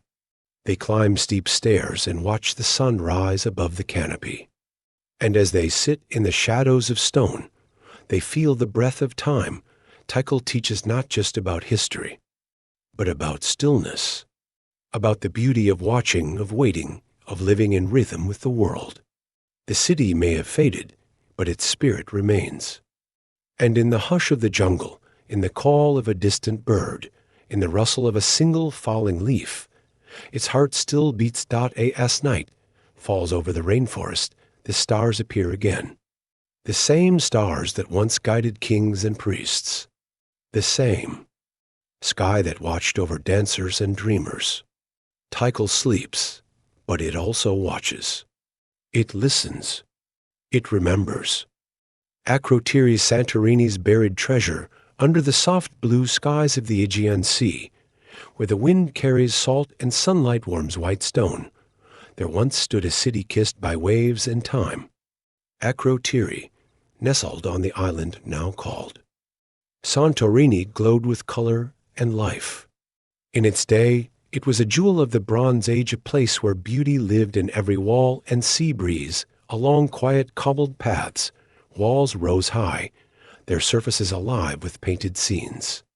These frescoes, Still bright after thousands of years, told of fishermen casting nets, women in flowing dresses, and lilies swaying in the breeze. Dolphins leapt across painted waves. Swallows danced near sunlit flowers. No single scene shouted. Together, they sang in soft color and movement. Akrotiri's harbor was a gateway to the world. Boats with curved hulls floated gently in the bay, their sails billowing in the Aegean wind. Traders came and went. Goods passed hands: olive oil, pottery, fine cloth, and so did stories, songs, and smiles. The sea was not a border. It was a bridge. The city sat close to the water, close to the sky. Windows looked out toward the horizon. Rooftops caught the sunrise. Life in Akrotiri flowed like the tide, gentle, steady, bright. It was not a city of stone alone. It was a canvas, a melody, a home, the Minoans' vibrant life, the people of Akrotiri. Part of the Minoan civilization, lived with a grace that still whispers through the ruins. Their homes were tall and narrow, rising 2 or 3 stories. Inside, wooden beams supported ceilings. Light wells brought the sun indoors. Walls were painted in color, not left bare. Water moved through their city. They built pipes for drinking, water and drains for bathing. They understood comfort and cleanliness. In kitchens, pots waited for bread and wine.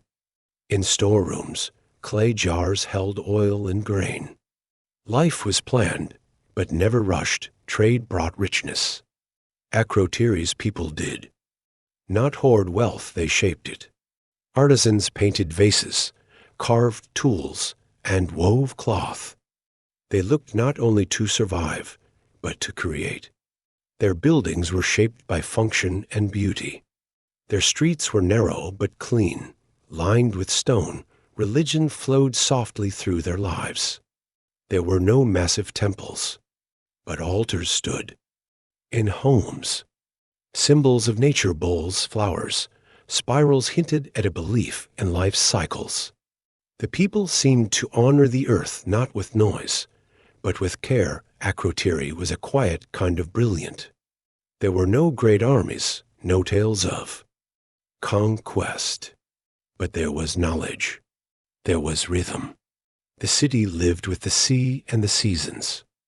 It breathed in sunlight and gave back art. It stood not in defiance of nature, but in harmony with it, and so, for many years, it flourished unrushed, unworried, unwatched by history's louder stories. A peaceful gem, shining softly beneath Mediterranean skies, a volcano's eternal seal, but deep beneath the calm blue sea, the earth stirred. Around 1600 BCE, a volcano awakened. At first, there may have been tremors, quiet and far away. Then more. The sky darkened. The sea grew restless. The land shook. And then, in an instant that froze time, everything changed. The volcano erupted with a force beyond measure. Ash filled the air. Columns of smoke reached for the heavens. The sky turned gray. The earth roared. And Akrotiri vanished, but not in fire. No flames consumed the city. Instead, ash rained down like snow. It fell thick and fast, covering walls and rooftops, slipping into streets, settling on windowsills. It sealed the city not in destruction, but in silence. Time stopped. Frescoes froze beneath soft layers. Pottery sat untouched. Furniture stood where it had been left. Footprints, left in haste, stayed in place. Yet no bodies have been found. It seems the people had time to leave. In the hush after the eruption, the city rested. Year after year, ash turned to earth. The sea calmed. The sky cleared. But Akrotiri stayed hidden, sleeping below the surface, and in that stillness, something rare occurred. The city remained whole, unbroken. unburnt.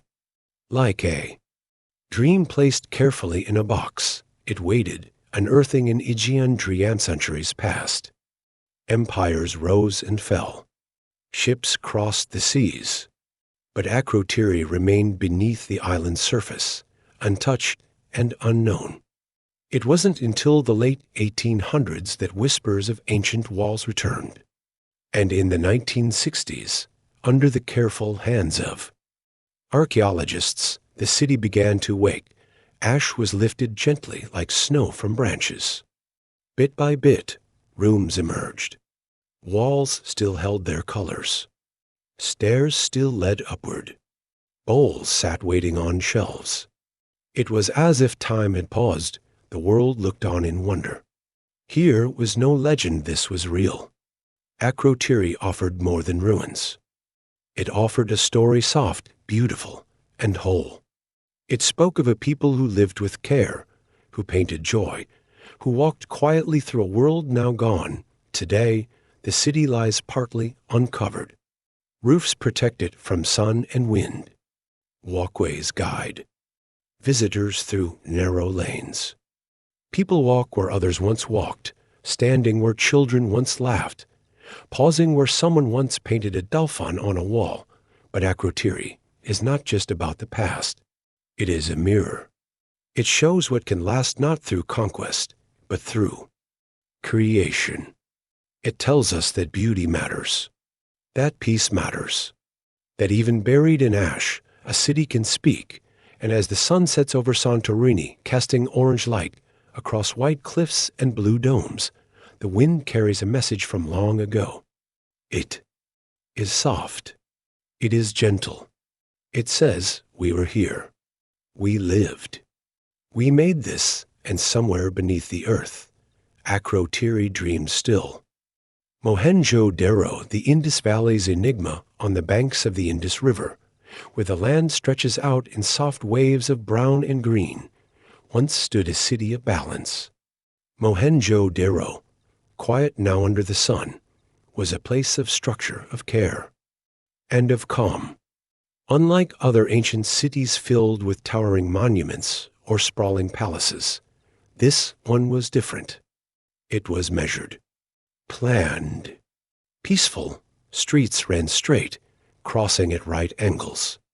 Brick buildings lined them in orderly rows, each one shaped with the same thoughtful hand. There was no chaos in Mohenjo-Daro. It moved with purpose. Water flowed through the city, not in rivers alone, but in drains, in wells, in covered channels that ran beneath the streets. Houses had private bathrooms.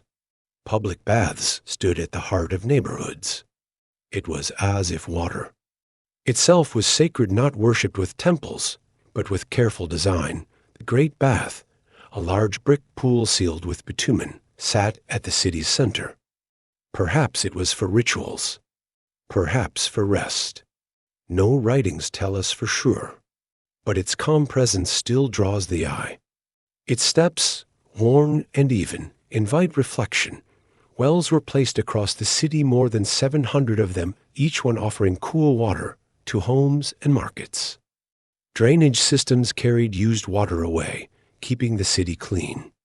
In an age when most cities struggled with sanitation, Mohenjo-Daro thrived with it. There was harmony in the bricks, in the layout, in the way the city breathed with its people.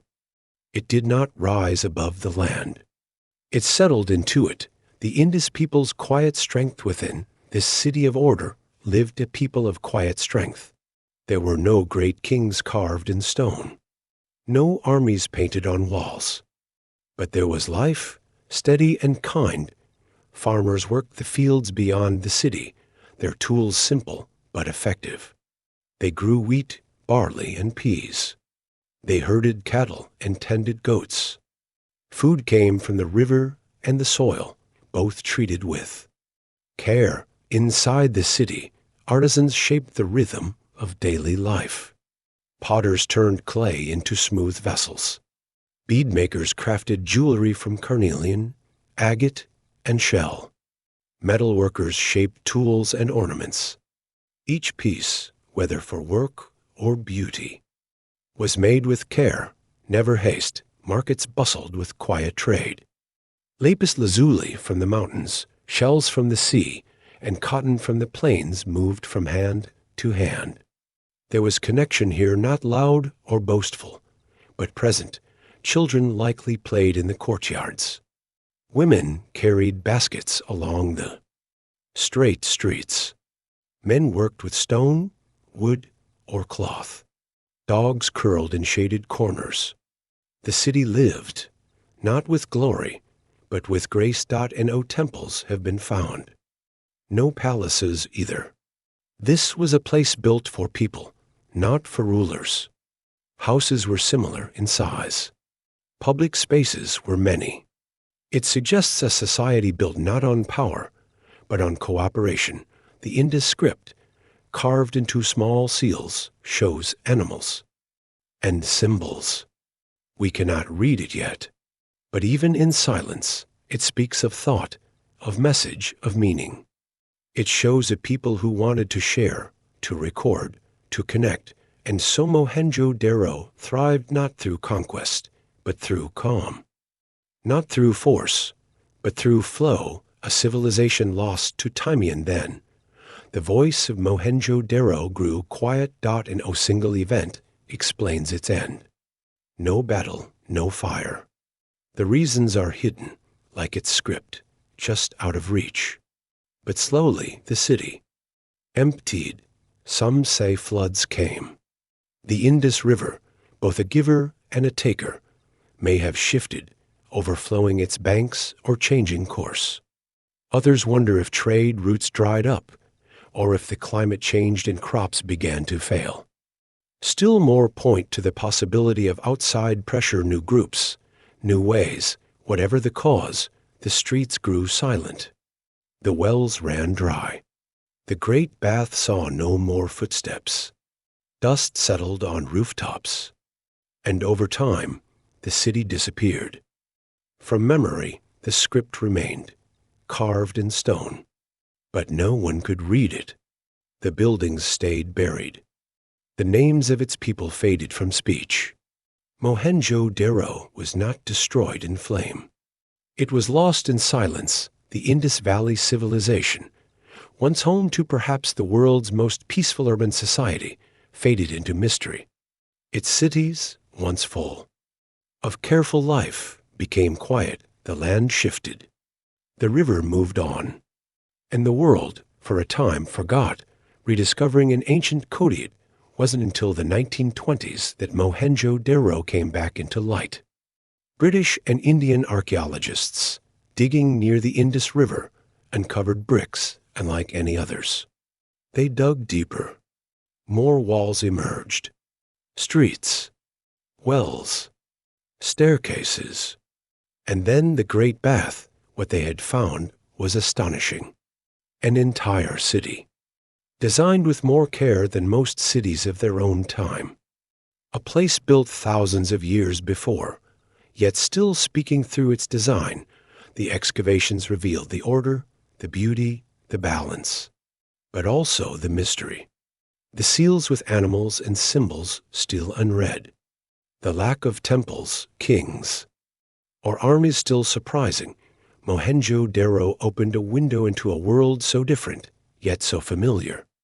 A world where people lived in peace, where art, water, and order mattered more than conquest.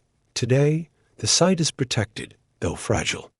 The bricks, once hidden, now stand in the sun again. Visitors walk the same streets. They stand by the Great Bath. They look at the seals and wonder, who were they? What did they believe? What did they say? The city still holds its secrets. Its script is still a code, waiting for its voice to return.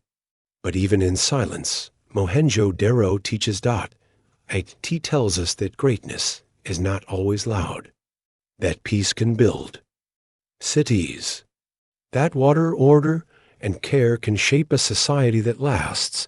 And as the sun sets over the Indus plain, with shadows stretching across ancient bricks, a breeze moves gently through the ruins. The past, once forgotten, breathes again softly, like a whisper ready to become a lullaby. Cahokia, America's forgotten metropolis in the heart of the Mississippi Valley, where the river meanders between soft fields and tall grass, once rose a city that touched the sky not with stone, but with earth. Cahokia, built by the Mississippian people, stood where present-day Illinois now rests.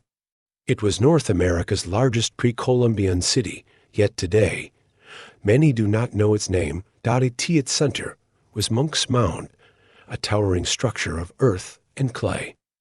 It rose over 10 stories high, shaped by countless hands, one basket of soil at a time. Under the broad prairie sky, it stood firm and calm, its wide base supporting a flat summit where ceremonies likely took place.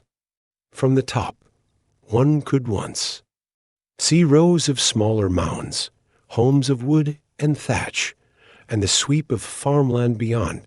Monk's Mound was more than a platform. It was a symbol of purpose, of vision. It connected earth and sky. Each layer of packed soil spoke of community effort, of patient planning. It rose not in a day, but over generations. And still it stands, the land around it rippled with life. Some mounds were used for burials, others for homes of leaders or for rituals. Cahokia's people shaped the earth with care, aligning certain features with celestial patterns. Wooden circles, often called wood henges, marked the solstices. Shadows told the time. Sky and soil were not separate. They danced together. Today, Monk's Mound remains, grass-covered and still. It watches over the flatlands like a quiet sentinel. It remembers a time when the land breathed with footsteps and voices, when dreams were shaped from soil beneath open skies. A city of ritual and Cahokia was not only a place of mounds. It was a place of people, tens of thousands of them. At its height around the year 1100 CE, it may have rivaled the size of medieval London. The city buzzed with trade, ceremony, and community. Markets brought together items from across the continent. Shells from the Gulf Coast, copper from the Great Lakes, obsidian from the Rocky Mountains, stone tools, woven goods, beads, all moved through Cahokia's hands. It was a hub, a crossing point of paths and peoples. Rituals filled the calendar. Ceremonies marked the planting and the harvest. Fires glowed into the night. Drums echoed across the fields. People gathered on mounds to listen, to celebrate, to honor the world around them. Stories passed from voice to voice. Symbols were carved, painted, and danced. Homes were clustered in neighborhoods, each one built with wooden posts and thatched roofs. Children played in open courtyards. Women tended gardens. Men shaped tools or joined the building of mounds. Life moved with the seasons. The city had a central plaza, wide and open. It may have been used for gatherings, games, or processions. From there, wide avenues spread outward. The city was not chaotic. It was ordered, planned, intentional. Spiritual life was tied closely to the natural world. The movement of the sun, the rhythm of rivers, the flight of birds, all were seen as signs. Leaders likely acted as both chiefs and shamans, guiding both. Trade and tradition, Cahokia pulsed with life, with balance. It thrived not through walls or weapons, but through connection. The land fed it. The rivers linked it. The people built it, a quiet descent into silencing. Then, slowly, the sounds faded. By the 1300s, Cahokia began to empty. People left. The fires went out. The markets grew quiet. Homes fell to ruin. The mounds remained, but the footsteps no longer came. There is no single reason we can point to. The soil may have grown tired. Forests were cut for fuel and building, and perhaps the land struggled to recover. Some say floods came more often. Others speak of drought. Still others believe social strain or outside conflict played a part. But what is most striking is how quietly it happened. There was no war, no invasion, just an ending that felt like a fading breath. Families moved on, perhaps west, perhaps south. They carried memories, stories, and seeds. But Cahokia itself, the great city of the mounds, fell asleep. The earth covered what remained. Trees grew where houses had been. Grass returned to the plazas. Animals passed quietly over places where ceremonies were once held. Time moved on. The city was not forgotten completely. Local indigenous peoples remembered, honored, and respected the site.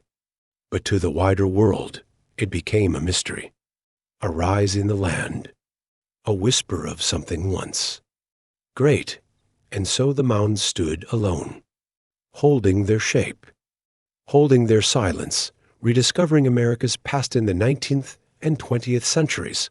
Archaeologists and historians began to look more closely at the mounds. They studied the layers of soil. They mapped the layout. They uncovered tools, pottery, bones, and beads. They listened in their way to what the earth had saved. They found a city, a large, complex, beautiful city. A city that had water management, trade networks, spiritual practices, and art. A city that had been built not by one group, but by generations working together. Cahokia was not a footnote. It was a chapter, a forgotten metropolis, a center of life. Long before Columbus set sail, the rediscovery of Cahokia reshaped the story of North America. It showed that indigenous peoples had built cities, had planned, traded, and led, had looked to the stars and shaped the ground, had lived in ways both practical and profound. Today, Cahokia is a World Heritage Site. Visitors walk along trails that weave past the mounds. They climb Monk's Mound and look out over the plains. They listen to the wind and wonder. The city does not return in full, but its presence lingers in the shape of the land, in the path of the sun, in the care with which the past was shaped. As night falls and the prairie darkens beneath a sky full of stars, the mounds lie still. The earth cools. The grasses sway. And the story of Cahokia hums beneath it all, like a lullaby rising softly from the soil. Nan Madol, the Venice of the Pacific, far across the Pacific Ocean, among the emerald waves and sky-blue horizons of Micronesia, lies a city unlike any other. It does not sit on solid ground.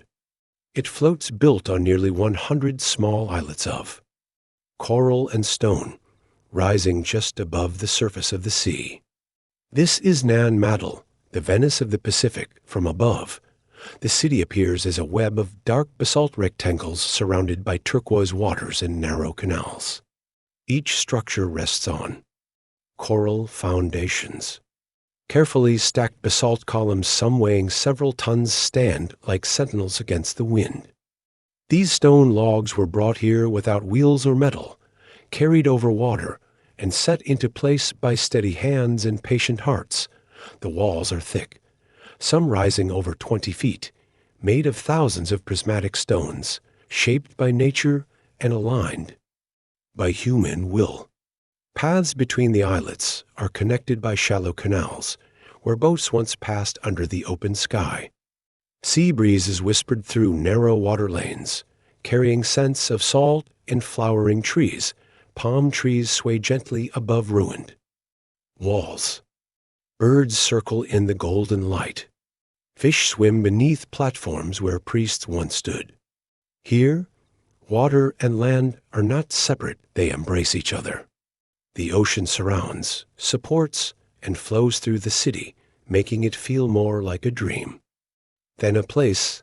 Nan Madol does not rise. It floats. It does not shout. It listens. And even now, in the quiet of the tropics, it waits, its stones still shaped by tide and time. the Sodeler's sacred realm long before European ships crossed these waters. Nan Madol was the ceremonial heart of the island of Pompeii. It was here that the Sodeler dynasty, a line of powerful chiefs, ruled not with swords, but with silence and order. This was not a city of noise. It was a city of spirit. At its height, Nan Madol housed priests, nobles, and attendants, perhaps several hundred people. The outer islets held dwellings and storage houses. But the inner sanctum, the royal islet of Nandawas, stood apart. Its walls rose high and square, guarding a complex of tombs, platforms, and sacred pools. The Sodeler were seen not only as rulers, but as intermediaries with the gods. Rituals flowed with the moon's pull. Offerings were made to the sea. Ceremonies were performed with great care, timed with tides and stars. The islets had different purposes. Some for food preparation, others for healing, still others for burial and worship. Every stone placed had meaning. Every tide that touched the shore had rhythm.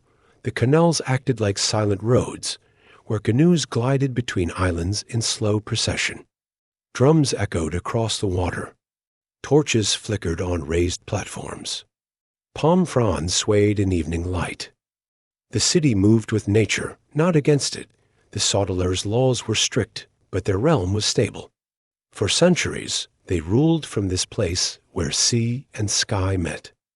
And though no records were written, the stones still tell of a people who honored balance and believed that even the ocean could be shaped with reverence. An island dream fading away, but as with all great cities, time shifted. Sometime after the 1,500 seconds, Nan Madol began to fade. The Sodeler dynasty weakened. Some say new leaders challenged their rule. Others speak of spiritual unrest or changes in belief. Still others point to the strain of maintaining such a complex city upon the sea. The islets emptied, one by one. The priests left. The drums grew silent. Canoes stopped passing through the canals.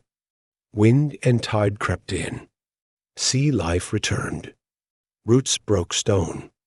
The coral foundations settled, without hands to repair them. Walls leaned. Without footsteps, the paths were covered in moss.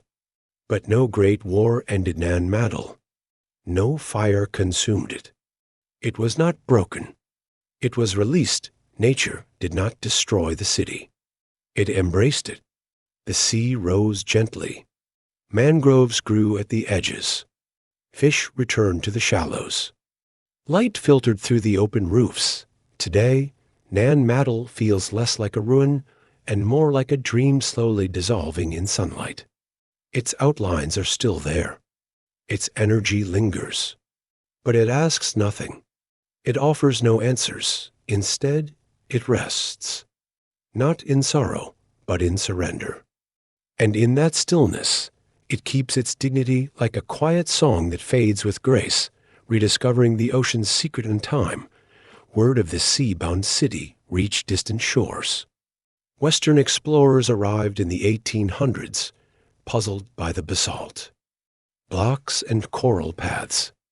How had such heavy stones come to this place? Who had lived here? What had it meant? Archaeologists studied the layout. Divers explored its channels. Stories from the island's elders gave breath to its history. The name Nan Madol, meaning spaces between, reflected the way water flowed through every part of the city. Though no written records remain, the city speaks through its design. Its purpose was not wealth or power. It was reverence. It was ritual. It was the belief that even the ocean could be a temple. Today, Nan Madol is a place of wonder. Travelers visit by boat, stepping softly onto stone paths wet with tide. The breeze carries the scent of salt and flowers. The waves lap against ancient walls. And for a moment, the modern world slips away. Nan Madol doesn't demand attention. It invites stillness. It reminds us that even in distant oceans, human hands once shaped beauty, that people can live with water, not against it. That mystery can be gentle. As night falls over the Pacific, and stars bloom above the sea, the city rests once more. The tide rises. The breeze hums. And in the hush, the stones whisper not of power, but of peace. Nan Madol remains, not to be solved, but to be felt. Like the ocean itself, it is vast, soft, and eternal. Hampi, the ruins of Vijayanagara's glory, as the morning mist rolls away from the ancient stones of southern India. Hampi slowly wakes beneath the golden hue of sunlight. Here, amid great granite hills and quiet riverbanks, the ruins of a forgotten empire rest in silence. Towering temples and long-forgotten bazaars stretch across the land, their outlines softened by time. Giant boulders perch on top of one another, like they've been carefully placed by unseen hands. The air is still. Only the rustling of palm leaves and the distant call of birds echo through the empty corridors carved in stone, centuries ago. This place pulsed with life. Hampi, the proud capital of the Vijayanagara Empire, once stood as one of the richest and most remarkable cities in the world. Nestled between the Tungabhadra River and rugged hills, it was a marvel of planning and beauty. Wide streets once bustled with traders. Temples reached skyward with intricate carvings of gods and dancers. Pillared halls glowed under the bright sun, casting shadows that danced across stone floors. It was a city both alive and eternal, shaped by hands guided by faith, power, and dreams, and like other capitals built with fleeting materials, Hampi was carved from the land itself. Its builders shaped entire structures from single stones, their tools scratching out beauty and strength that would endure for ages.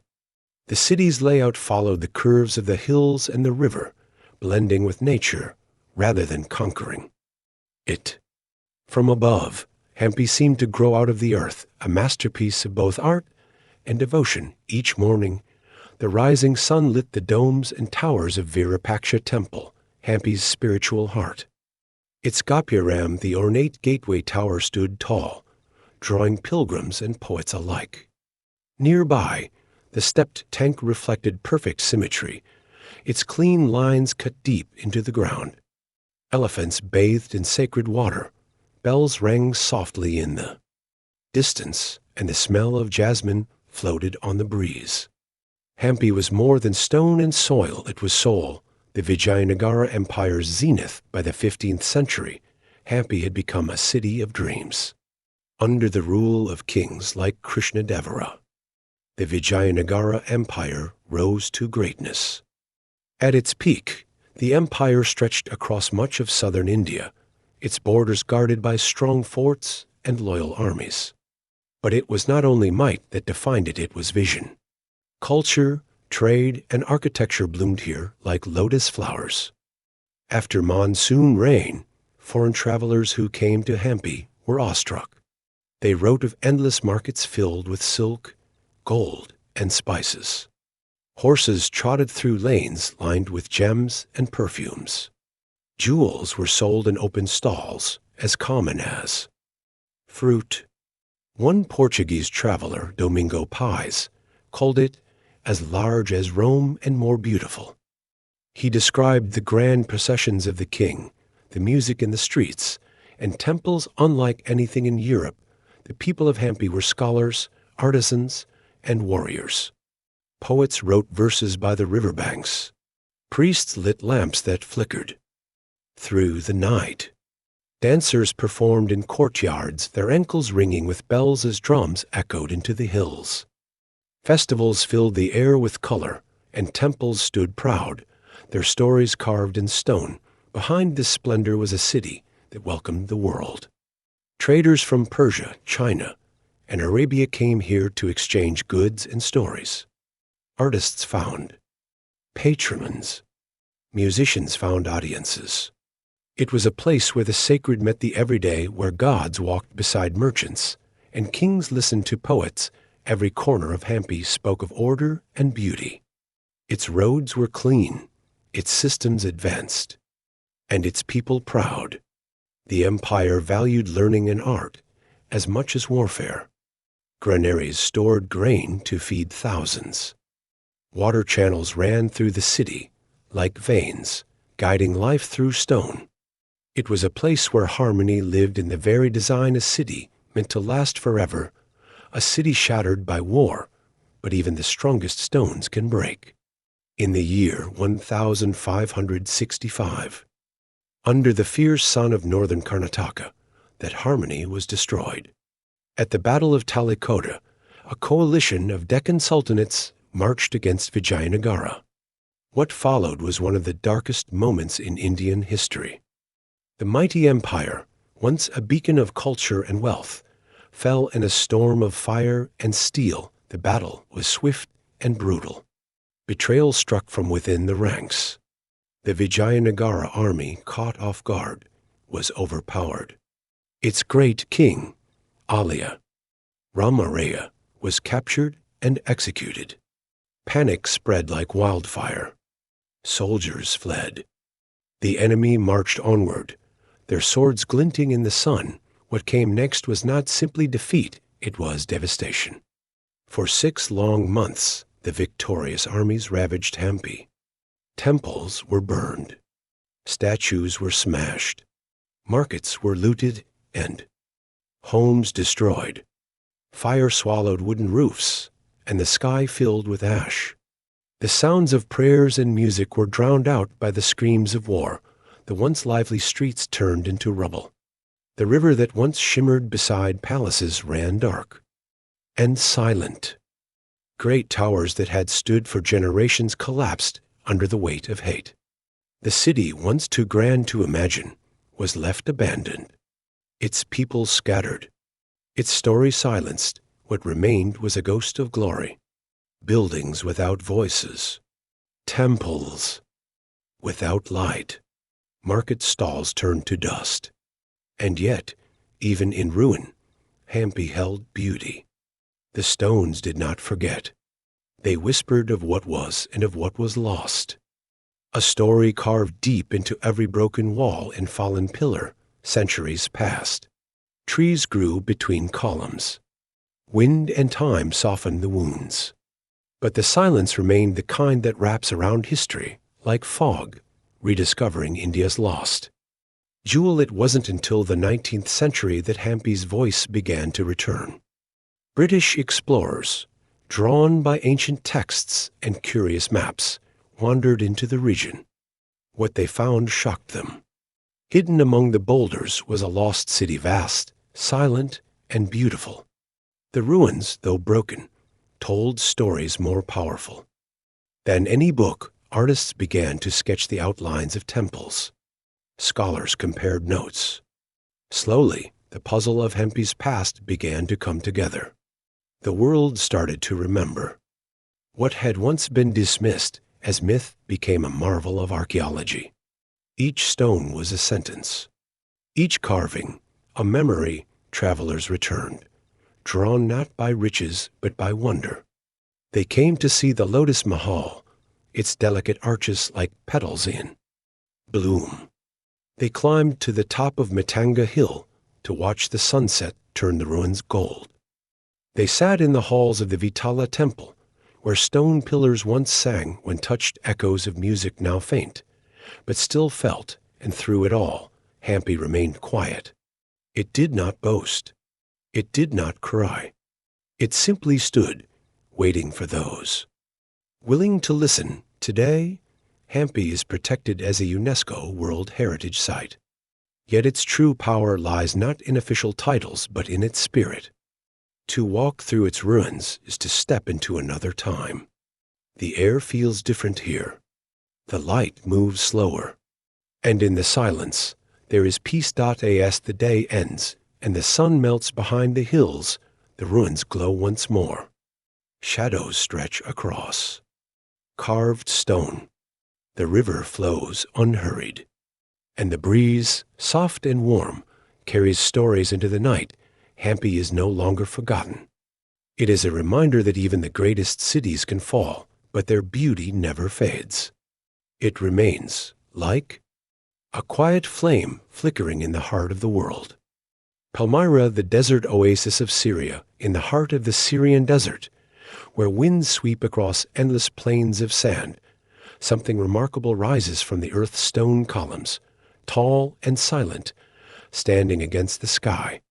These are the ruins of Palmyra, a city once known as the Bride of the Desert. Sunlight drapes over the stone, turning it gold. The desert glows quietly, and the air hums with memory. Palmyra was never meant to vanish. It was a place where the harshness of desert life met the elegance of art and architecture. The columns that remain today once lined vast colonnaded streets. Their tops reached skyward, linked by carved lintels and crowned with stone flowers. Beneath them, people once walked, traders, priests, rulers, their sandals brushing warm.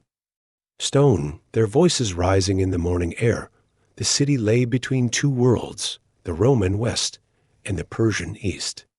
It absorbed both like water in sand, turning its buildings, customs, and spirit into something unique. At sunrise, the temples glowed pink. At sunset, the towers cast long shadows toward the dunes. Palmyra was not just a city. It was a vision crafted by hands that understood both beauty and survival. The Temple of Bel, once Palmyra's grand centerpiece, stood at the edge of the colonnade. Its stone walls enclosed sacred courtyards and hidden chambers. Worshippers passed under arches carved with symbols from many lands. This was a place where gods did not argue but listened. Its silence today carries the weight of prayers long gone. Even as ruins, Palmyra feels alive. The desert has not swallowed it. Instead, it watches over it, offering wind and sun in place of guards and kings. The city, half buried and half revealed, stands like a poem written in stone. And in the hush of evening, when the sky turns pale lavender and the sand cools, the columns whisper softly of a time when Palmyra was a jewel in the crown of empires, a crossroads of cultures. Palmyra was more than beautiful. It was useful. Sitting along the Silk Road, the ancient trade route linking China to the Mediterranean, it became a vital stop for merchants. Camel caravans arrived heavy with silks, spices, and ivory. They left with glassware, olive oil, and knowledge. Palmyra turned trade into culture, and culture into life. The city's markets were a swirl of languages and faces. Latin, Aramaic, Greek, and Persian rang through the air. Gold coins changed hands. Scrolls were shared between scholars. Traders from Rome, Persia, Arabia, and even India met here not just to exchange goods, but stories, ideas, and faith. It was a city that did not just accept difference, it celebrated it. Its architecture reflected this blend. Roman arches met Eastern courtyards. Temples bore columns shaped in the Greco-Roman style, while their inner sanctuaries followed Semitic tradition. Statues wore Roman togas and Persian jewelry. In homes, mosaic floors shared space with carpets from the east. Palmyra was a mirror reflecting everyone who passed through. At its heart stood Queen Zenobia, a figure who still commands awe. Ruling in the 3rd century, she defied the Roman Empire itself. She expanded Palmyra's power and influence, even taking control of Egypt for a time. Under her rule, the city flourished strong, independent, and proud. Though her resistance ended in defeat, Zenobia's name was etched into the identity of Palmyra forever. Daily life in the city was filled with activity. Public baths steamed in the morning sun. Theaters hosted plays and debates. Children played in the courtyards and travelers shared bread in shaded arcades. Palm trees lined the avenues, giving the desert city both name and shade. Water drawn from deep underground made fountains bubble and gardens bloom. Palmyra was not just surviving the desert, it was mastering it, and through it all, there was peace for a time.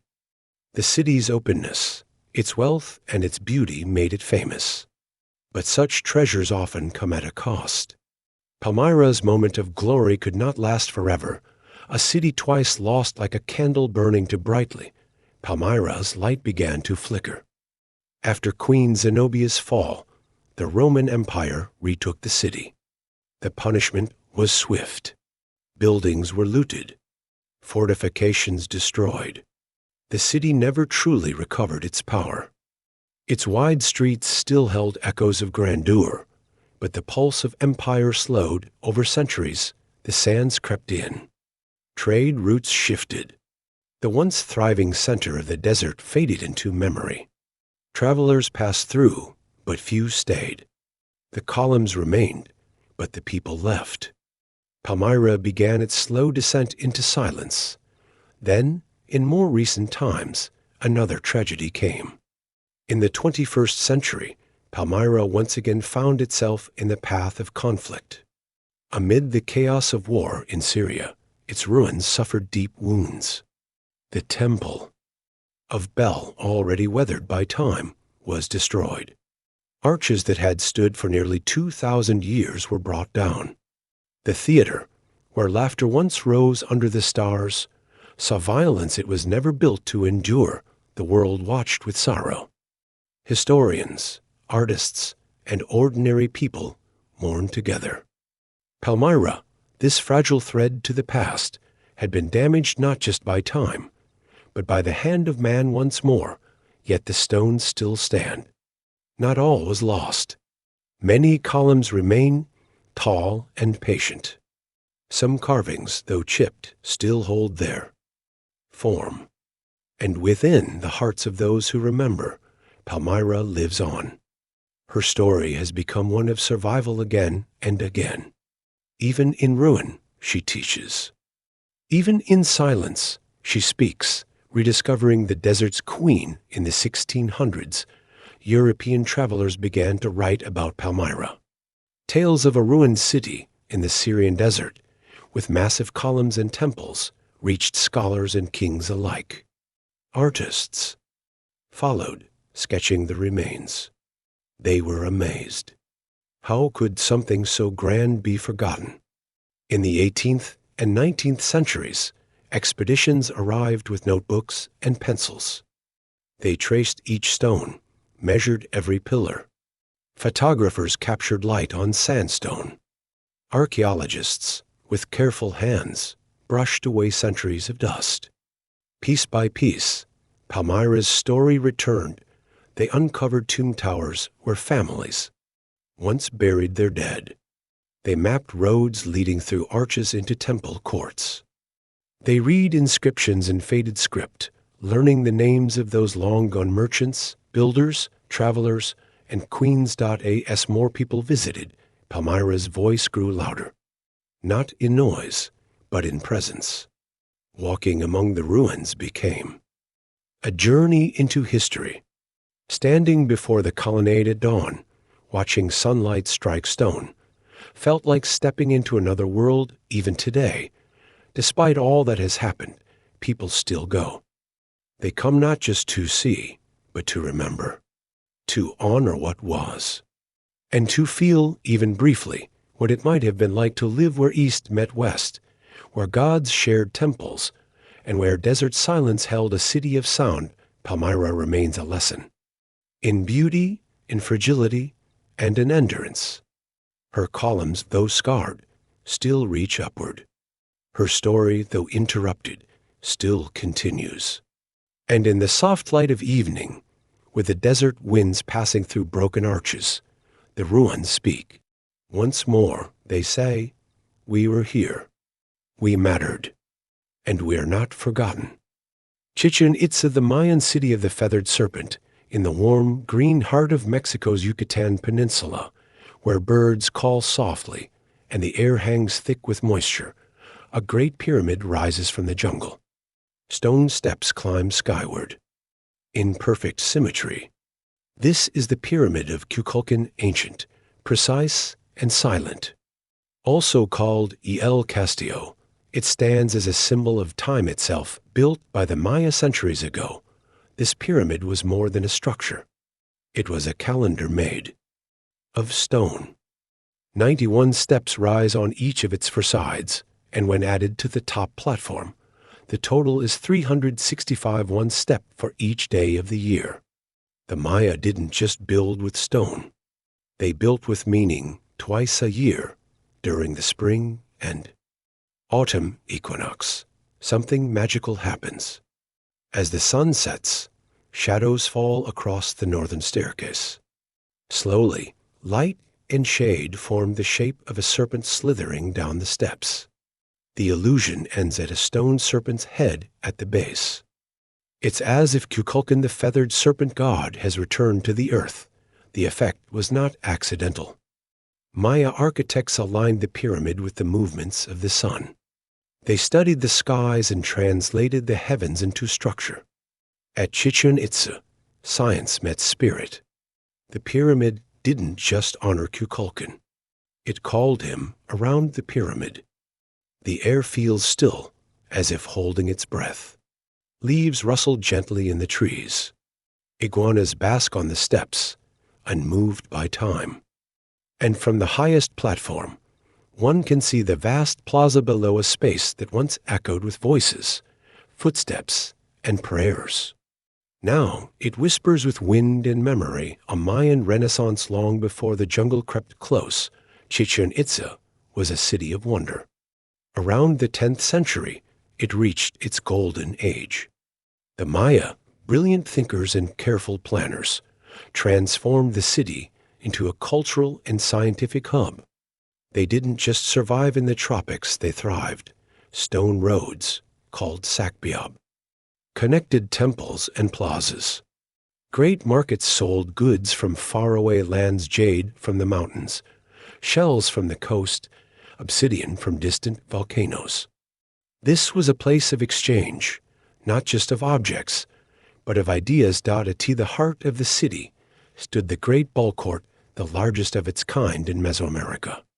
Longer than a football field, it was framed by towering walls. Here, players struck a heavy rubber ball with their hips, aiming to pass it through a high stone ring. The game was not just sport, it held ritual meaning, blending play with sacred story.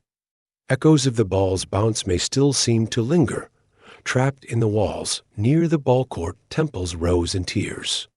The temple of the warriors was guarded by rows of carved columns, each shaped like soldiers frozen in time. Statues called chakmuls, reclining figures holding bowls on their stomachs, watched quietly from platforms. Offerings were once placed in these bowls, gifts to the gods, but it was the observatory, El Caracol, that told the greatest stories. Its spiral staircase and circular base were unlike other structures. Through its narrow windows, Maya astronomers studied the stars. They tracked Venus, the moon, and eclipses.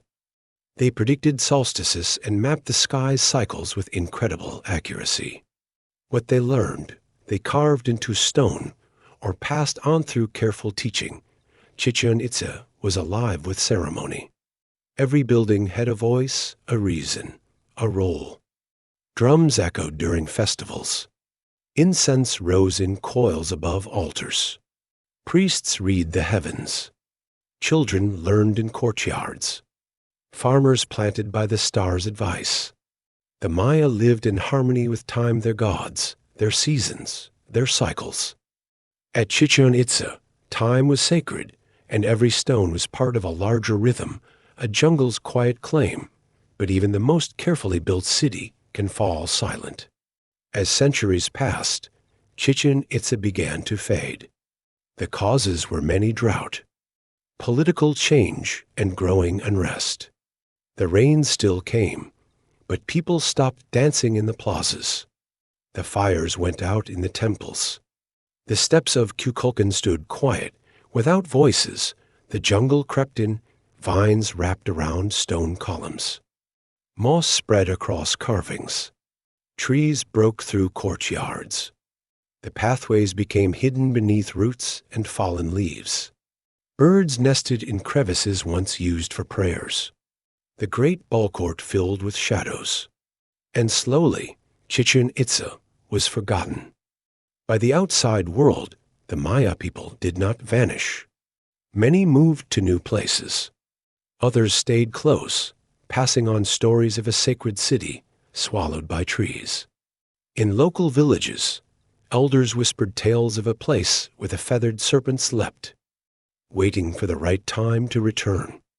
Though the jungle covered the stones, memory held firm and the pyramid waited.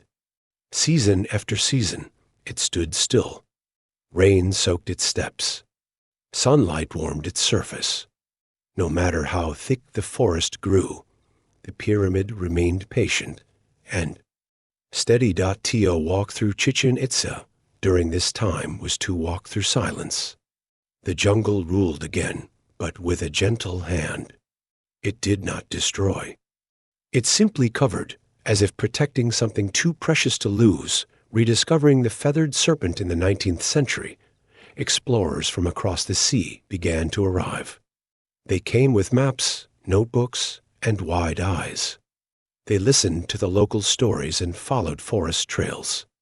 What they found stunned them: towering pyramids hidden in green, temples wrapped in vines, carvings peeking through leaves. Among the first to document Chichen Itza were John Lloyd Stephens and Frederick Catherwood.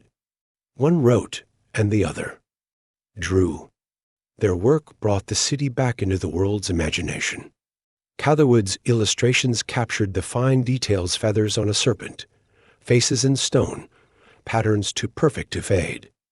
Stephens's words spoke of wonder, humility, and awe. Soon archaeologists arrived. Slowly, carefully, they cleared the jungle away.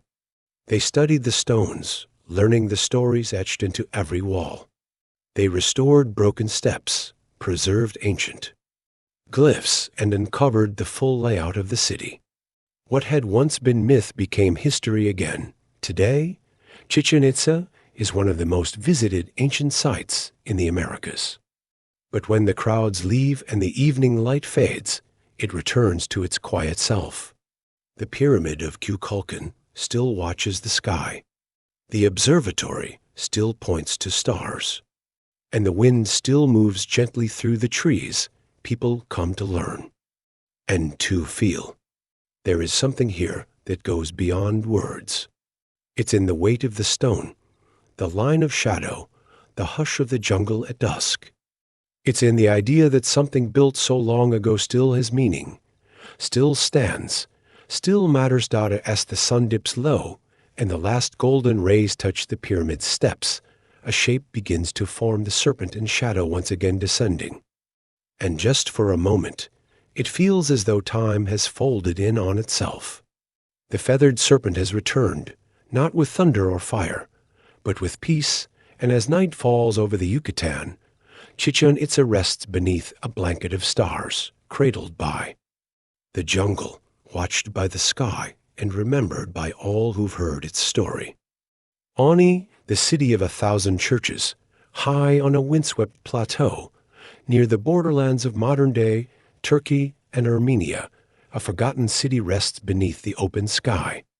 There, above deep valleys and river bends, the broken silhouettes of ancient churches rise like memories against the light. This is Ani, once called the city of 1,000 churches. The air here is clear and thin. Winds brush over the grass, rustling through doorways without doors, windows without glass. The stone walls stand quiet, but still proud. They're carved. Crosses, soft with time, catch the golden light of morning. Domes once filled with song, now echo only the whistle of wind. Long ago, these hills were alive with devotion. From far distances, travelers would spot Ani's skyline, its tall spires and round domes glowing under the Anatolian sun. Bells chimed across the fields, and people knelt in churches carved from volcanic stone. Here, faith was not hidden. It stood tall, part of the land and sky. The churches varied in shape and style. Some had pointed arches, others round. Some were wide, others slender. Inside, flickering candles once lit up painted walls, scenes of saints and angels watching over the faithful. No two churches were exactly alike, but each was filled with a deep sense of purpose. In Ani, the spirit had many homes dotted night. Under a blanket of stars, the city glowed softly in the dark. Oil lamps lined walkways. The wind hummed through. Stone corridors. From hilltops, shepherds could see the city lights shimmer like fireflies on the plain.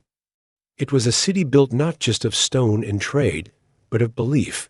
The Armenian Golden Age, Ani's rise began in the 10th century, when it became the capital of the Bagratid Armenian kingdom.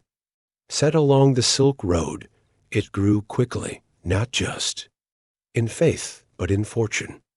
Its location, perched above the Equirrian River and surrounded by trade routes, made it a perfect meeting point for merchants, pilgrims, and travelers from distant lands. The city's walls were strong and thick. Carved from dark stone, they wrapped around the city like arms around treasure. Inside, Ani was full of life. Its streets bustled with market stalls and workshops. Merchants sold silk, spices, and silver.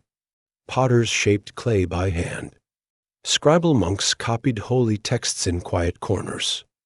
And in every square, you could hear a mix of languages: Armenian, Greek, Arabic, Persian, all mingling in peaceful exchange. Schools and libraries thrived. Scholars debated scripture and science. Architects pushed their craft further, designing new kinds of churches and civic buildings. Bridges spanned deep gorges. Water channels fed fountains and gardens. Ani became more than a city. It was a jewel of medieval Armenia, glowing with learning, culture, and peace. Its people dressed in fine woven fabrics. Goldsmiths crafted delicate jewelry. Bakers filled baskets with fresh bread. Musicians played in courtyards. And though it was a place of deep religious devotion, it was also full of art, laughter, and joy. The city's strength came not just from its walls, but from the balance between spirit and worldly life. Travelers marveled at its order, its elegance. They wrote of Ani with reverence, describing it as a place both holy and vibrant. It stood as proof that a city built on faith and openness could flourish, but such peace, like a candle in wind, is always at risk of flickering. A city broken by time, Ani's decline was not sudden, but slow, like a song that fades rather than ends. Over centuries, many forces came to dim its light. Wars, shifting borders, and natural disasters chipped away at its strength. In the 11th century, invaders breached the city walls. Different empires rose and fell over Ani, each leaving their mark. The Byzantines, the Seljuks, the Mongols, they all came, sometimes in peace, sometimes in battle. Each wave brought change, and not all change was gentle. Earthquakes struck as well. In the 14th century, one such quake shattered churches, broke bridges, and cracked open homes. Some buildings fell completely. Others stood half ruined, there. Roofs caved in, their towers leaning like tired sentinels. The tremors shook not just stone, but spirit. As trade routes moved, the merchants stopped coming.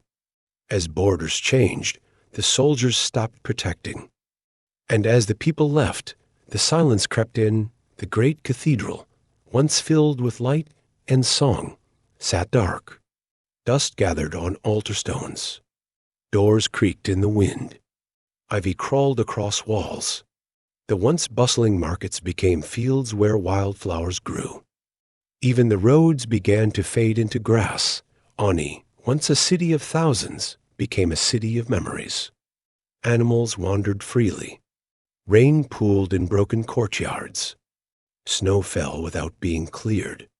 The city was not destroyed in a single moment. It was forgotten over time, piece by piece, breath by breath. Yet even in ruin, Ani did not lose its soul.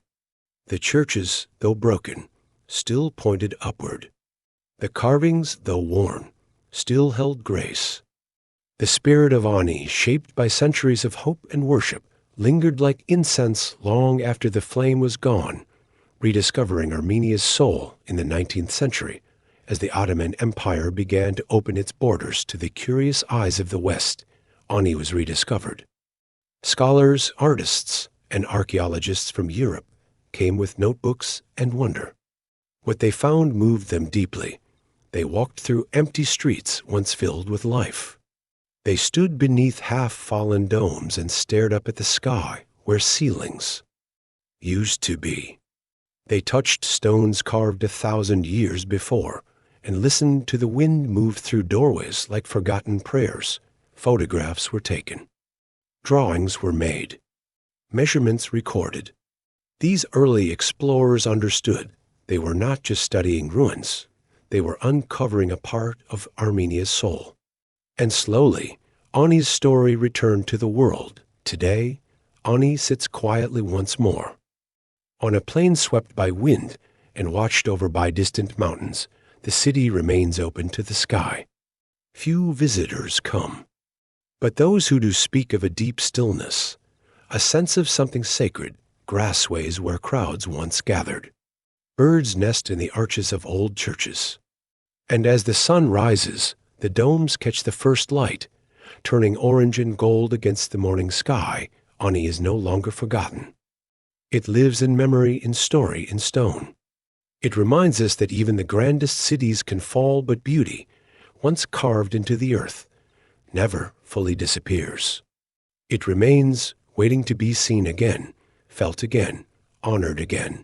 And so the chapter closes with the soft wind curling through the ruins, carrying the echoes of 1,000 churches, a lullaby of faith, time, and silence.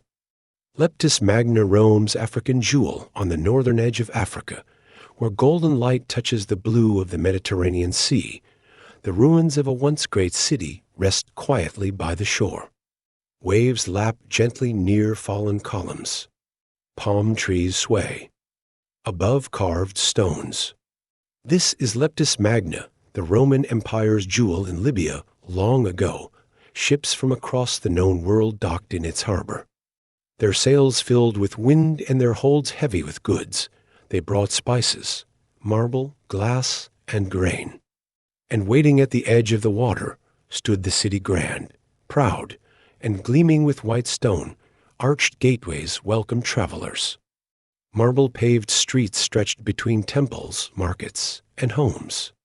The grand Arch of Septimius Severus, a triumph of design and legacy, rose like a stone crown above the city's main avenue. Its carvings, though faded by time, once told stories of emperors and victories. The theater, built near the sea, rang with music and laughter. From the top rows, one could look out beyond the stage and see the shimmering horizon. The smell of salt mixed with the scent of fresh bread and oil. The sun glinted off polished columns. Everywhere, light met stone in harmony. Leptis Magna was more than beautiful, it was well planned. Water flowed through aqueducts into fountains and baths. Public squares buzzed with voices. Statues lined the roads. Even the shadows seemed to fall with purpose. The sea gave the city breath. The marble gave it shape. And the people gave it soul. El Coraz and Africano, di Roma. Leptis Magna was not just any Roman city. It was special not only for its beauty, but for its importance. It stood at the heart of Rome's African frontier, a vital port for trade and supplies. Above all, it was a city that fed an empire. From its fertile lands came grain enough to help supply Rome itself. Wheat, grown in the rich soil near the coast, was carried by cart to the port and loaded onto ships. Oil, too, pressed from olives in the countryside, flowed from clay jars into waiting vessels. These goods were sent across the sea to hungry cities far away. The city's people were a mix of cultures: Roman settlers, local Berber tribes, traders from Greece and Egypt. In the streets, Latin mixed with Punic. In the markets, Roman coins passed between hands wrapped in North African cloth. In the forums, debates echoed under wide porticos. It was a place of exchange of food, ideas, and tradition. The baths of Leptis were grand and busy. Warm water filled stone pools. Steam rose into painted ceilings. Citizens came to wash, relax, and talk. The caldarium glowed with heat. The frigidarium cooled the skin. These were more than places to clean. They were places to connect. The forum was the city's mind. The baths, its heart. And the port, its lungs. All worked together. All pulsed with life. And overseeing it all was Emperor Septimius Severus, born in Leptis Magna, raised in its sun, and later crowned in Rome. When Severus rose to power, he did not forget his home. He sent wealth and architects to make Leptis even more splendid. New basilicas rose. New streets were laid. The city expanded with pride. It was a golden time, a renaissance under North African skies, and for a while, the city seemed untouchable, a beacon of Rome's reach and vision, arenas del olvido, but greatness, like waves on the shore, always recedes as the centuries passed. Storms gathered over the empire. Trade routes shifted. Wars dragged on. And Leptis Magna, once a center of life, began to slow. The port saw fewer ships. The markets grew quieter. Stone steps, once worn by sandals, gathered dust. In the 3rd century, Rome's grip on its outer provinces loosened. The sea that once brought wealth now brought invaders. Vandals swept through North Africa, and later came the Byzantines, then the Arabs. Each wave left its mark. Each one chipped away at what had been built, but the greatest threat was not war. It was silence. As time passed, the desert moved closer. The wind carried sand across the open plains. Without care or cleaning, the fine dust filled the streets. Dunes formed against walls. Doorways vanished. Roofs collapsed under the weight. Of time and wind, the city was not destroyed in a day. It faded slowly, gently, like a song that is no longer sung. One by one, the fountains stopped flowing. The baths went cold. The theaters fell silent. Leptis Magna was still there but hidden. Beneath layers of sand, its marble streets waited. The grand arch stood, buried to its shoulders. The mosaics, once walked upon, rested in darkness. The city had become a whisper beneath the earth. For centuries, the world forgot. Camels passed nearby. Tribes moved across the land. The wind told. No stories. Only the stones, buried but unbroken, remembered, redescubriendo un suyo romano in the early 20th century. Curiosity stirred again. Explorers and archaeologists came to Libya, guided by old maps and older stories. Beneath the dunes, they searched for a city of stone and sea, a city called Leptis Magna. What they found was breathtaking. Layer by layer, they uncovered columns and courtyards, arches and amphitheaters. Marble steps rose from the earth, untouched for 1,000 years. Statues, their faces smooth with time, emerged into sunlight. Whole sections of the city were intact, preserved by sand, protected by stillness. Excavation teams worked carefully. Brushes and trowels revealed carvings of gods and emperors. Mosaics appeared, rich in color and detail. The forum's outlines came into view. The theater's stone rose once again touched open air. Even the bathhouse tiles, still firm beneath. The dust seemed to shimmer with memory. Visitors arrived, some on foot, some by jeep. They stood in silence, overwhelmed by the scale and beauty. The sea sparkled nearby. The stones, warm in the sun, seemed to hum with history. It was as if Leptis Magna had only been sleeping waiting to be seen again. Today, the city is one of the best preserved Roman sites in the world. And yet, it remains quiet. The wind still blows through broken doorways. The waves still kiss the shore. The city rests, half awake, half dreaming. To walk through Leptis Magna now is to walk through layers of time. Each step echoes with lives once lived, merchants calling in the streets, builders lifting stone, children splashing in fountains. The past is close here. It lives in the light, in the breeze, in the silence, and as the Mediterranean sun sets. Casting long shadows across the marble porticos, the city fades once more into gold. Leptis Magna, Rome's African jewel, stands as a reminder that even in ruin, beauty can endure. Even under sand, dreams can wait, and in that quiet under sea blue skies, listeners may drift into sleep lulled by the memory of arches, waves, and wind.